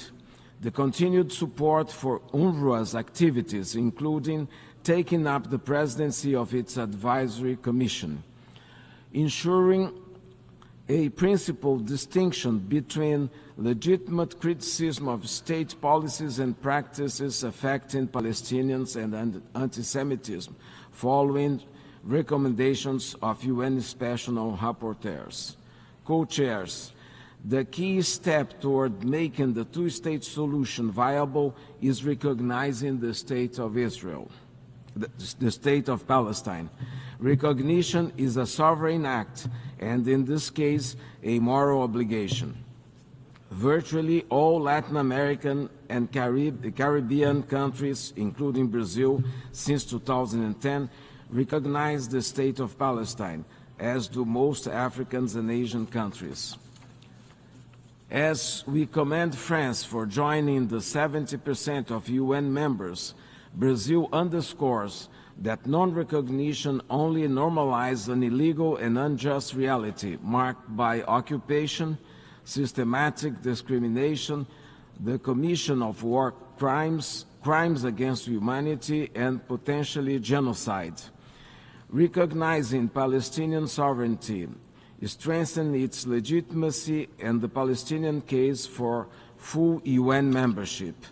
Member States must also act to halt illegal settlement activity, end forced displacement, lift the blockade on Gaza, restore full Palestinian sovereignty over its territory, ensure accountability and reparations, and establish a UN-monitored demilitarized buffer zone. Co-chairs, the ordeal of the Palestinians is the most pressing moral test of our time. It challenges our commitment to international law and human dignity. Brazil stands ready to continue to work with member states to turn the two-state solution a reality, not only for Israel, but also for Palestine. Thank you very much.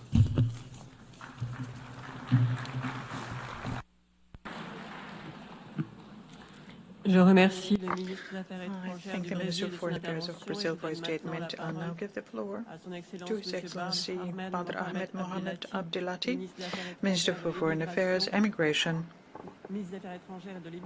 Foreign Affairs, Immigration, and Egyptian expatriates of Egypt.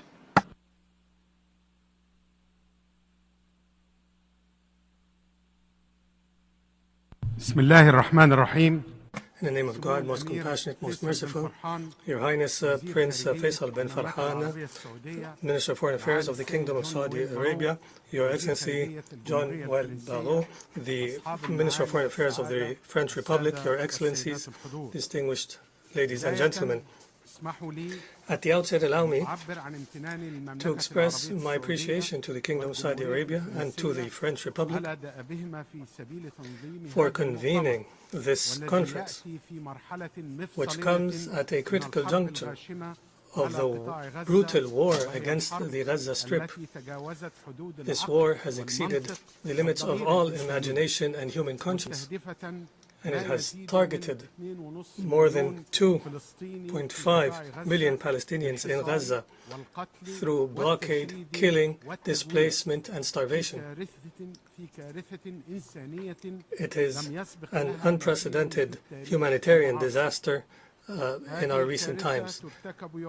This catastrophe is inflicted on a daily basis against our brothers and sisters in Gaza and in the West Bank as they wait in line, waiting for a morsel of bread or waiting for humanitarian assistance that barely fulfills a minimal need.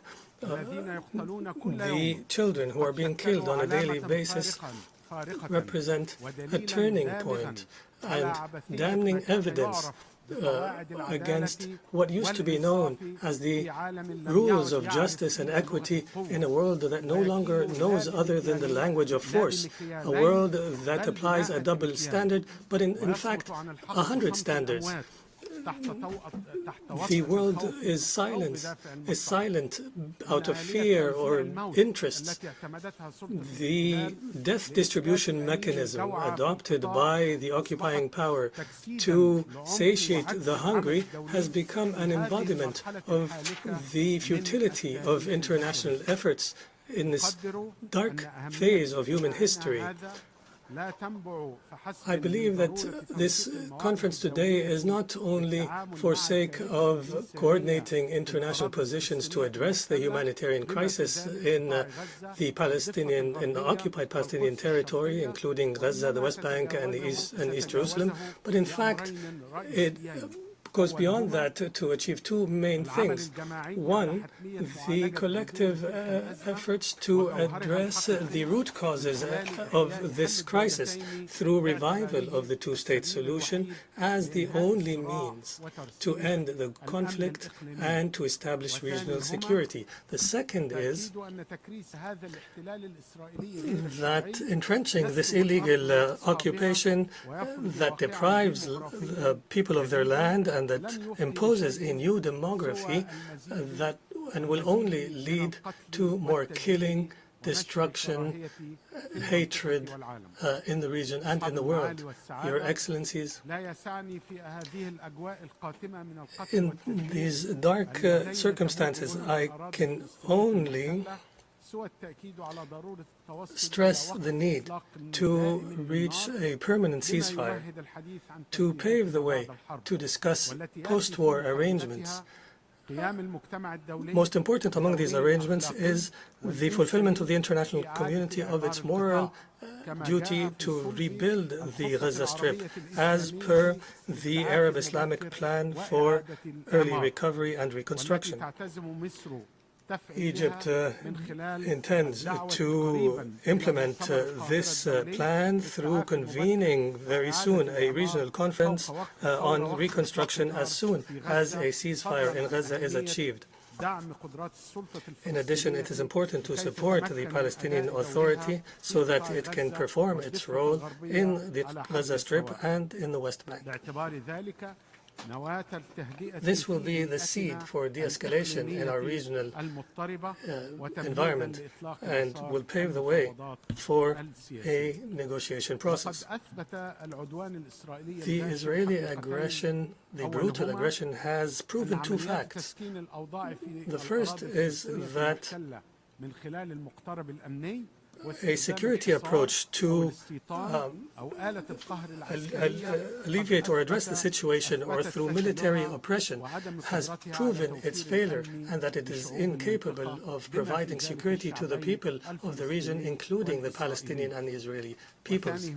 The second fact is that the explosion of the circumstances in Palestine will affect stability in the region as a whole. And accordingly, the Palestinian question, as Cairo has repeatedly stressed, and all Arabs, despite the denial of some, the question of Palestine remains the central issue in the Middle East, and there is no means to evade this fact. Your Excellencies, distinguished ladies and gentlemen, Egypt appreciates and is joined in this appreciation by the states who have recognized a Palestinian state that there is no alternative to the aspirations of the Palestinian state, the Palestinian people. These aspirations are led by freedom of occupation and the establishment of an independent state that is congruent and that is viable on the borders of 1967 with East Jerusalem as its capital. This is in line with UN resolutions, international law, and the Arab Peace Initiative, and based on the two-state solution within a comprehensive and fair settlement. The recognition of Palestine is not only a symbolic measure, it is an effective and important step in order to confront the Israeli attempts to liquidate the Palestinian question through annexation and destruction. It is a right of the Palestinian people. It is an inalienable right connected directly to the right to self-determination. In this context, allow me to applaud the states that have recognized the state of Palestine and who are taking the right side of history. And I would like to personally commend the brave decision of President Emmanuel Macron to recognize the state of Palestine. And I call on the states that have not yet recognized the state of Palestine to announce this recognition and to take serious measures towards the two-state solution and to enforce international law and support the full membership of the Palestinian state at the United Nations.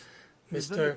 President, as we face grave challenges, we call on you to support the following measures. First, supporting the efforts to end the aggression against Gaza and to reach a deal for a ceasefire and an exchange of hostages and prisoners and unhindered humanitarian access. Second, enabling the United Nations and the UNRWA agency to operate in Gaza. Third, supporting the efforts of the Palestinian Authority and allowing it to return to Gaza in order to guarantee the unity of Palestinian territory. Fourth, supporting the efforts to implement the Arab Islamic plan for early recovery and reconstruction in Gaza and providing the necessary means in order for Gaza to be viable once again and working in order to end the systemic violations of Israel in Gaza, including the policies of annexation and settlements.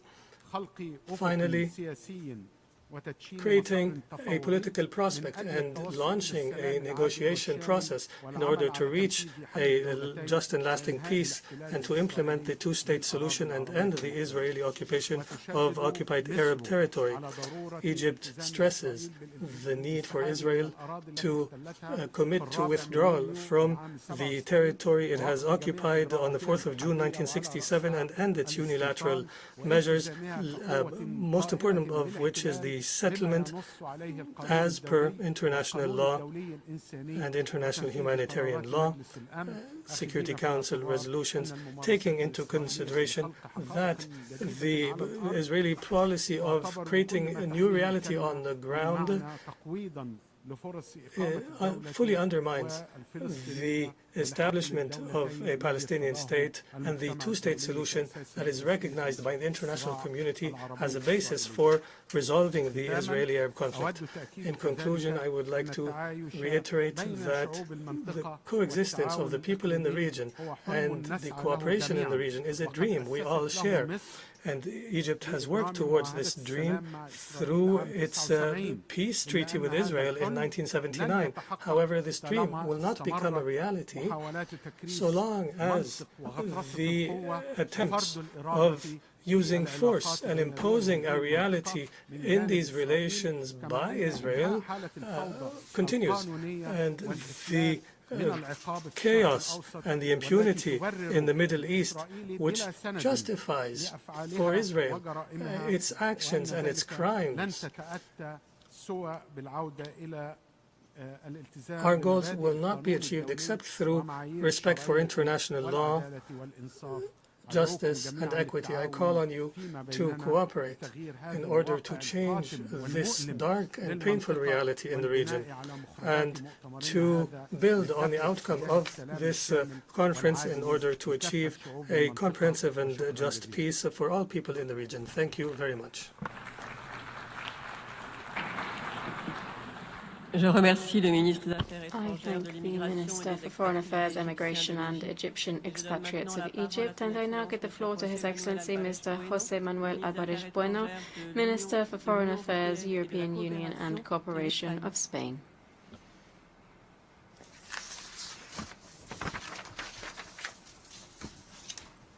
Secretary General, President of the General Assembly, Prince Faisal, Minister of Foreign Affairs of Saudi Arabia, distinguished colleagues, excellencies. Palestine is an open wound for humanity, a wound inflicted by decades of suffering. The first United Nations peace mission in 1948 was specifically and in Palestine. 77 years have passed since then, and today we find ourselves mired in the longest and bloodiest phase of this conflict. More than 60,000 Palestinians have lost their lives. Homes, schools and hospitals have been reduced to rubble. Millions of Gazans have been forced into constant displacement, losing with every move the little that they manage to salvage.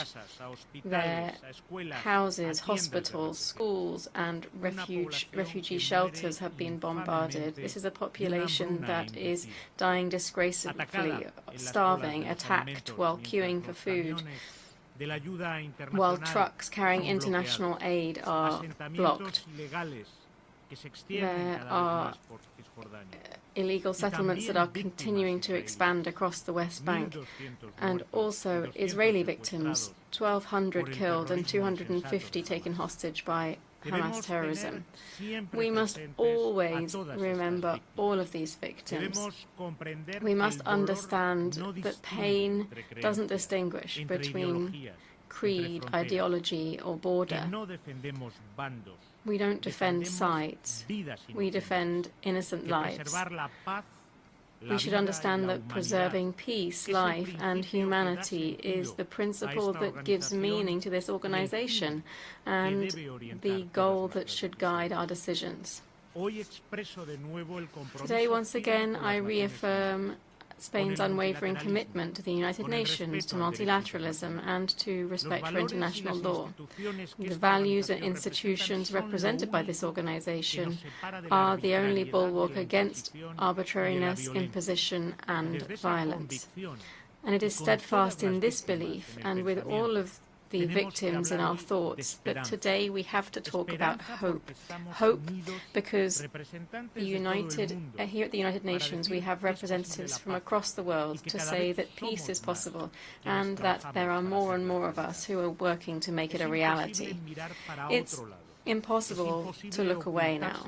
It is no longer acceptable to hide behind silence, which always works against the victims. That is why Spain recognized the state of Palestine in May 2024 and proposed the idea of an international conference to begin laying the foundations for the two-state solution, to begin to build a future of peace for Israel and for Palestine. Today, I'd like to call on those countries that have not yet done so to join the two-state solution and to recognize the state of Palestine. This is not a decision against anyone, but rather in favor of peace, justice, and the right, exactly the same right for both the Israeli and Palestinian peoples, to a future of peace and security and to a state. The defense of life, peace and human rights is the conviction that guides us. Hence, I demand and reiterate the demand for the release of all hostages, and I express our full solidarity with their families. Neither Hamas nor any terrorist group can have any role in the future of Palestine. Spain, therefore, stands ready to deliver all necessary humanitarian aid to Gaza in response to the starvation. We have tripled our support to the Palestinian Authority. We have taken sanctions against violent settlers and those who sabotage the two-state solution and will continue to do so. We have asked within the European Union for the suspension of the association agreement, and we have adopted an embargo on the sale of weapons to Israel. The Middle East doesn't need more weapons, it needs peace. That's why we're participating in proceedings before the International Court of Justice, and we are supporting investigations into crimes that may have been committed. We, together with Palestine, promoted a resolution adopted here in June to protect the civilian population. We are demanding an immediate ceasefire, the massive entry of humanitarian aid, the release of hostages, and the reconstruction of Gaza. From the outset, we have said that overcoming this crisis calls for the two-state solution, Israel and Palestine living side by side in peace and security, with Gaza and the West Bank under a single Palestinian Authority, with territorial contiguity connected by a corridor with access to the sea and with East Jerusalem as their capital. We have also stated that this solution should be applied through an international conference with the participation of all states that are committed to justice and peace. In recent years, we have advanced in this direction through the Madrid Plus group, which now includes countries from all regional groups of the United Nations, providing leadership and unity. We've also worked through instruments such as the Global Alliance for the Two-State Solution. This includes more than 90 countries and organizations. This diplomatic initiative that is starting to take shape today at this conference, and to make these proposals a reality means that we need to translate the beliefs that bring us together into concrete steps. Spain today wants to put forward specific proposals. Firstly, we should have a timeline that sets a deadline for Palestine to be a fully fledged member of the United Nations. Second, negotiations must have a clear objective, that is, the establishment of the State of Palestine with the parameters of United Nations resolutions and negotiations between the parties. And we suggest that the conclusions of this conference should reflect these parameters. Third, this initiative aims to ensure recognition of the State of Palestine and of Israel by those countries that have not yet done so. And we also appeal to those countries to do that. This initiative must be open to all UN members, providing a framework that gives a new meaning to these recognitions. And finally, we have to safeguard this initiative against those that wish to sabotage it. These are proposals that set a clear objective, that is to implement the two-state solution. They propose a framework of action that responds to the current reality and concrete measures that will allow us to achieve results within a time frame of no more than 15 months. Spain is working for a collective vision that will set a path towards peace in the Middle East.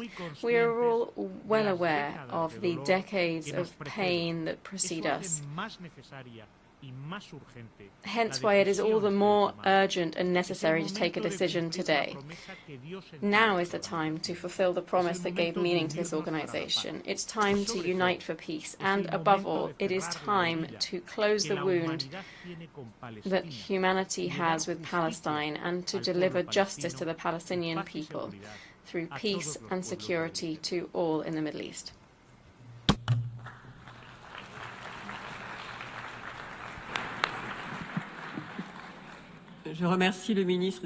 I thank the Minister for Foreign Affairs, European Union and Cooperation of Spain, and I now give the floor to His Excellency Mr. Espen Barth Eide, Minister for Foreign Affairs of Norway.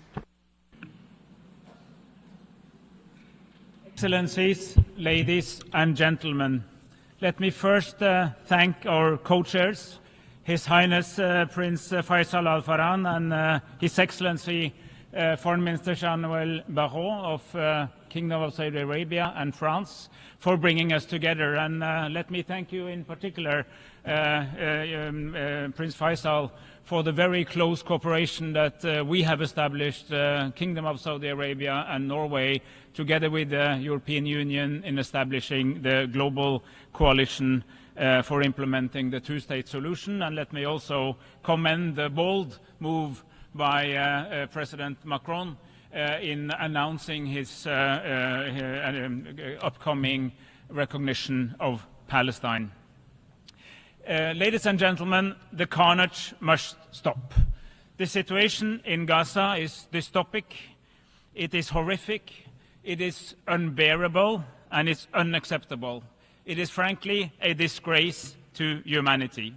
The fact that children, women, and men are dying from bombs, from bullets, from burns, from starvation, from disease cannot continue. This war must end. Humanitarian support must come in. Hostages must be released. We have to get out of this total, horrific, man-made catastrophe immediately. We need to end the war. But even ending the war in Gaza is not enough, because we are gathered here to look beyond that, look beyond the immediate. We also need to end the conflict. The conflict is decades old. It has been with us since the very young United Nations was deciding on how to divide the British Mandate territory of Palestine into what was supposed to be a Jewish state of Israel and a state also for the Palestinian people. One of those states is there. We recognized Israel in 1949, and we were happy that Israel was established as the expression of the long dream of establishing a Jewish homeland. but the other states never came around. Working for ending the conflict is also about fulfilling this promise, which was never completed, never fulfilled, which is an integral part of the history of the world and the history of our United Nations. It's an obligation that we share, and it's an obligation on which we now have to deliver. As the Secretary General very well said, it's about the right to self-determination, which applies also to the Palestinian people, as it does to other peoples of the planet. And as the highest court in the world, the UN Court, International Court of Justice, has very clearly established, Israel's occupation is illegal. It has to come to an end. And the recent decision in the Israeli Knesset of annexing part of the occupied territory is hence a blatant violation of international law. International law and rules only are rules if they apply to all people all of the time. If they only apply to some people some of the time, it is rather a menu from which we choose our arguments to punish our adversaries, but they are not rules. And a very integral part of Norway's approach to this and to so many other conflicts is that international law, international human rights law, international humanitarian law apply to all people in all circumstances all the time. Otherwise, we do not have a world community of principles. And these principles are frankly being made a mockery of in what's happening in Gaza at this time. We also have an obligation to prevent genocide. And while the International Court of Justice has not expressed a final conclusion in the genocide case, it has advised Israel very clearly, according to Article 2 of the Convention to Prevent Genocide, that it has obligations for avoiding anything that could lead in that direction, but also the rest of us, all of the states, that we are in no way contributing to anything that could lead to such an outcome. We take that seriously. Norway has no arms sales to Israel. We have targeted sanctions that we have established with like-minded countries on specific ministers in the Israeli government. We are moving from a strong warning to outlawing trade with settler activity on the occupied territories, and we're also working with colleagues to take other measures to underline these principles. We also work very intensively on the issue of humanitarian delivery. The current model simply does not work. It is both a violation of key humanitarian principles of separation between military and political targets and the delivery of aid, and on top of that, it frankly does not work. Ladies and gentlemen, I come from Norway, I come from Oslo, and Oslo is also associated with the Oslo Accords. There were many good things about the Oslo Accords of 1993, which, by the way, followed from the Madrid conference in 1991, at a time of hope, a time of opportunity in the international community. The idea was to build the Palestinian state bottom-up, to try to establish institutions, build the apparatus of a state as we were solving the outstanding issues, and then eventually come to the place where we could actually establish and recognize a Palestinian state. And all these years, we were aiming for recognition, but as the outcome of a process rather than a contribution to a process. There was one flaw, and I say that as somebody who comes from Oslo and hence have been involved in all this for many years. One big flaw, but that's a serious flaw. There was no sanction or no consequences for non-action. So we basically installed a system in which that party that at any given time wanted to see least change, least progress or no change, to simply by not turning up to the meeting, by not engaging in the process, to stall it. This was a major flaw. And when we, together with Spain and Slovenia and Ireland, decided to recognize Palestine as a state in May last year, it was the conclusion of a long reflection on the fact that there was actually no process to wait for. There was no real talks that could lead to an agreed settlement. We need to change the paradigm. I'm very happy we did that. And I very much appreciate that more countries are following. And frankly, it does not feel very lonely. Right now, 149 of the 193 member states of the UN have recognized the state of Palestine. With France, that makes 150. It's not a lonely club, it's the majority of countries. But it would be really, really good if we saw more announcements as we come to the General Assembly. And what I hear from meetings today is that is very likely to happen. We know very well that recognizing the state of Palestine does not magically establish a state in practice. We have known that all the time. But it's part of a broader process. We need universal recognition. We need to invest and support and help build and reform and develop the institutions of Palestinian government and Palestinian governance. And we work very concretely on that, including in the working group of the economy of Palestine that we have been co-chairing in this conference together with Japan. We also welcome the willingness of many of the Arab states, led again by Saudi Arabia, of normalizing relations with Israel when time is ripe.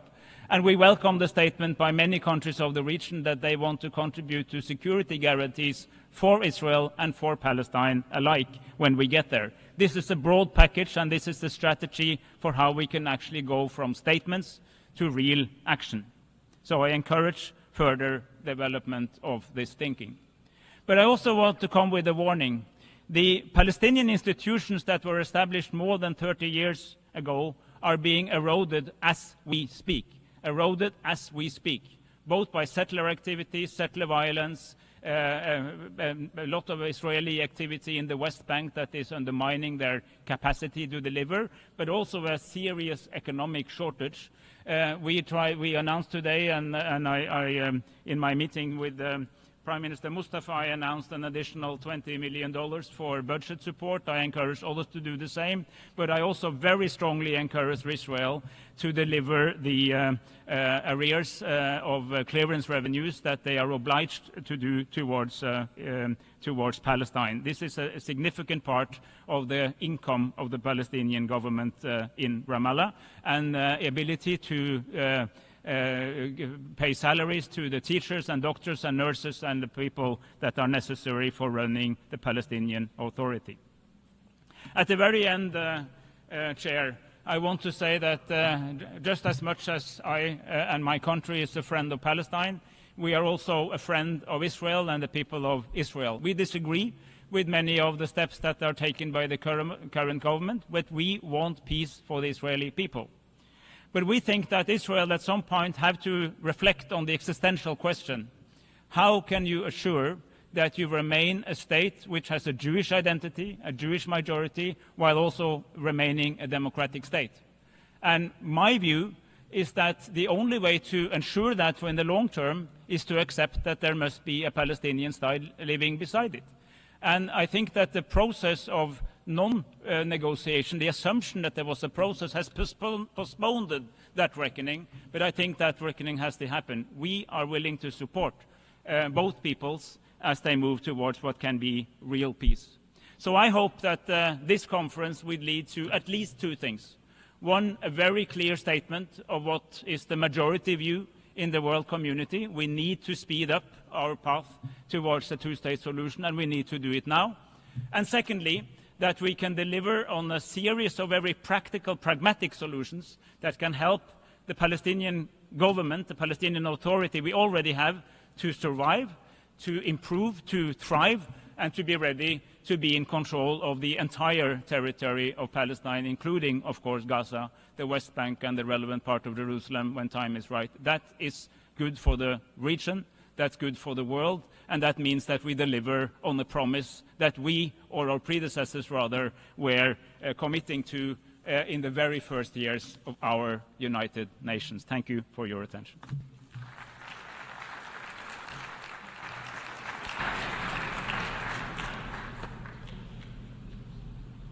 I thank the Foreign Minister of Norway for his intervention.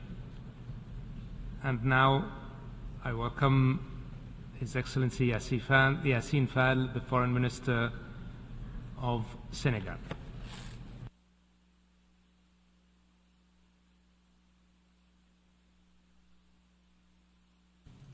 Excellences, Your Excellencies, ladies and gentlemen, Senegal welcomes the resumption of this conference at a time when human conscience is deeply shaken by the impossible tragedy which is unfolding in front of our eyes. We firmly condemn the disproportionate and unacceptable operation by Israel in Palestine, which in 20 months has resulted in humanitarian capacity and resulted in 58,000 dead and 139 wounded, without counting the thousands of people in the West Bank and 400 humanitarians, including UNRWA staff, who is indispensable on the ground, and their lives were lost as they were trying to save others. Time does not allow us to describe here, as it merits to be described, the tragedy, nor can we remake history.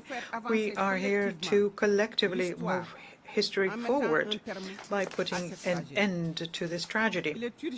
It is a matter of urgency to put an end to the catastrophe in Gaza, and it is urgent to fully recognize the state of Palestine and to admit it as a fully-fledged member of the United Nations.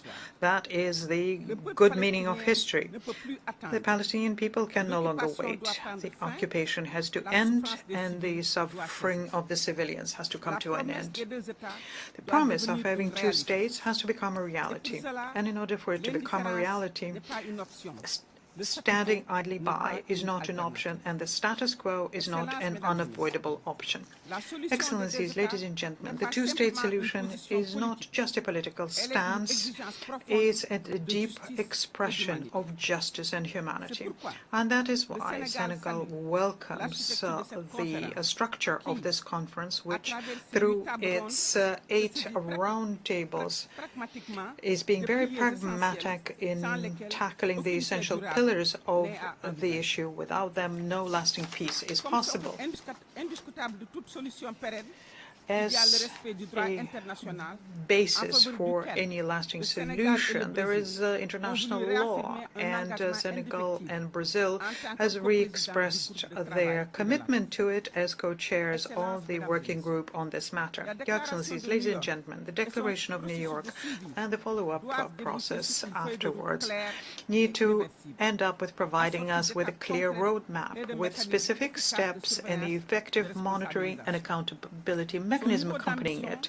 Its level of ambition will be judged according to how deep the engagements under it are, based on the right and the deadlines. It is essential to make sure that our message is clear, and it is also a way of making sure that we change course and base it on political courage. And as a follow-up to this message, my country, Senegal, welcomed on the 9th July this year a conference on the issue of Jerusalem under the auspices of the Committee on the Exercise of the Inalienable Rights of the Palestinian People, together with the Organization of Islamic Cooperation. And this meeting shed light on the need to have collective action so as to safeguard the status of Jerusalem as well as the rights of the Palestinian people's rights to self-determination and return. And the international community has to continue in this vein even more to ensure the equal sovereignty of the Palestinians and Israelis and the equal dignity of the two peoples.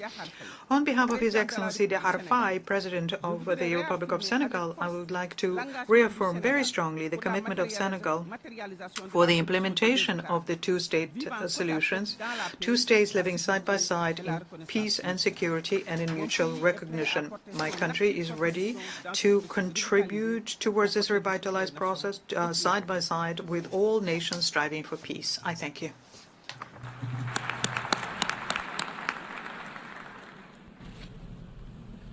أشكر معالي وزيرة الخارجية وزيرة التكامل الأفريقي والشؤون الخارجية في السنغال. I thank Her Excellency Minister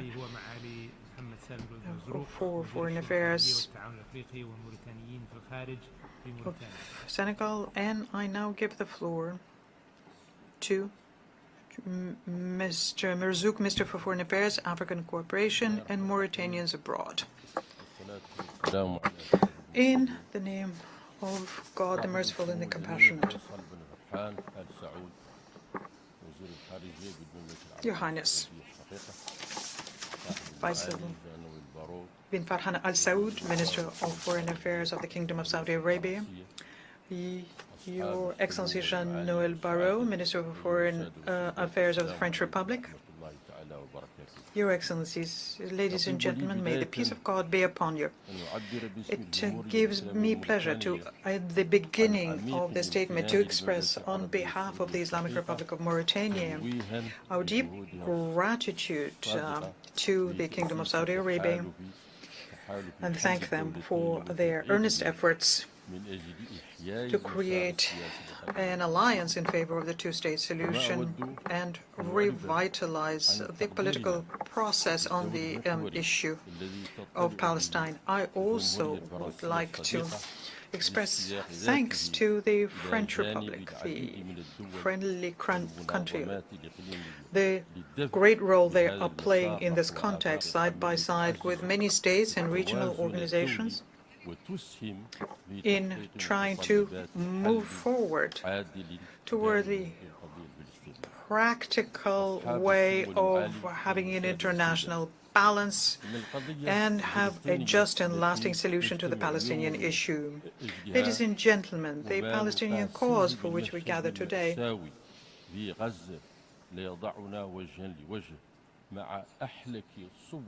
and what we witness in Gaza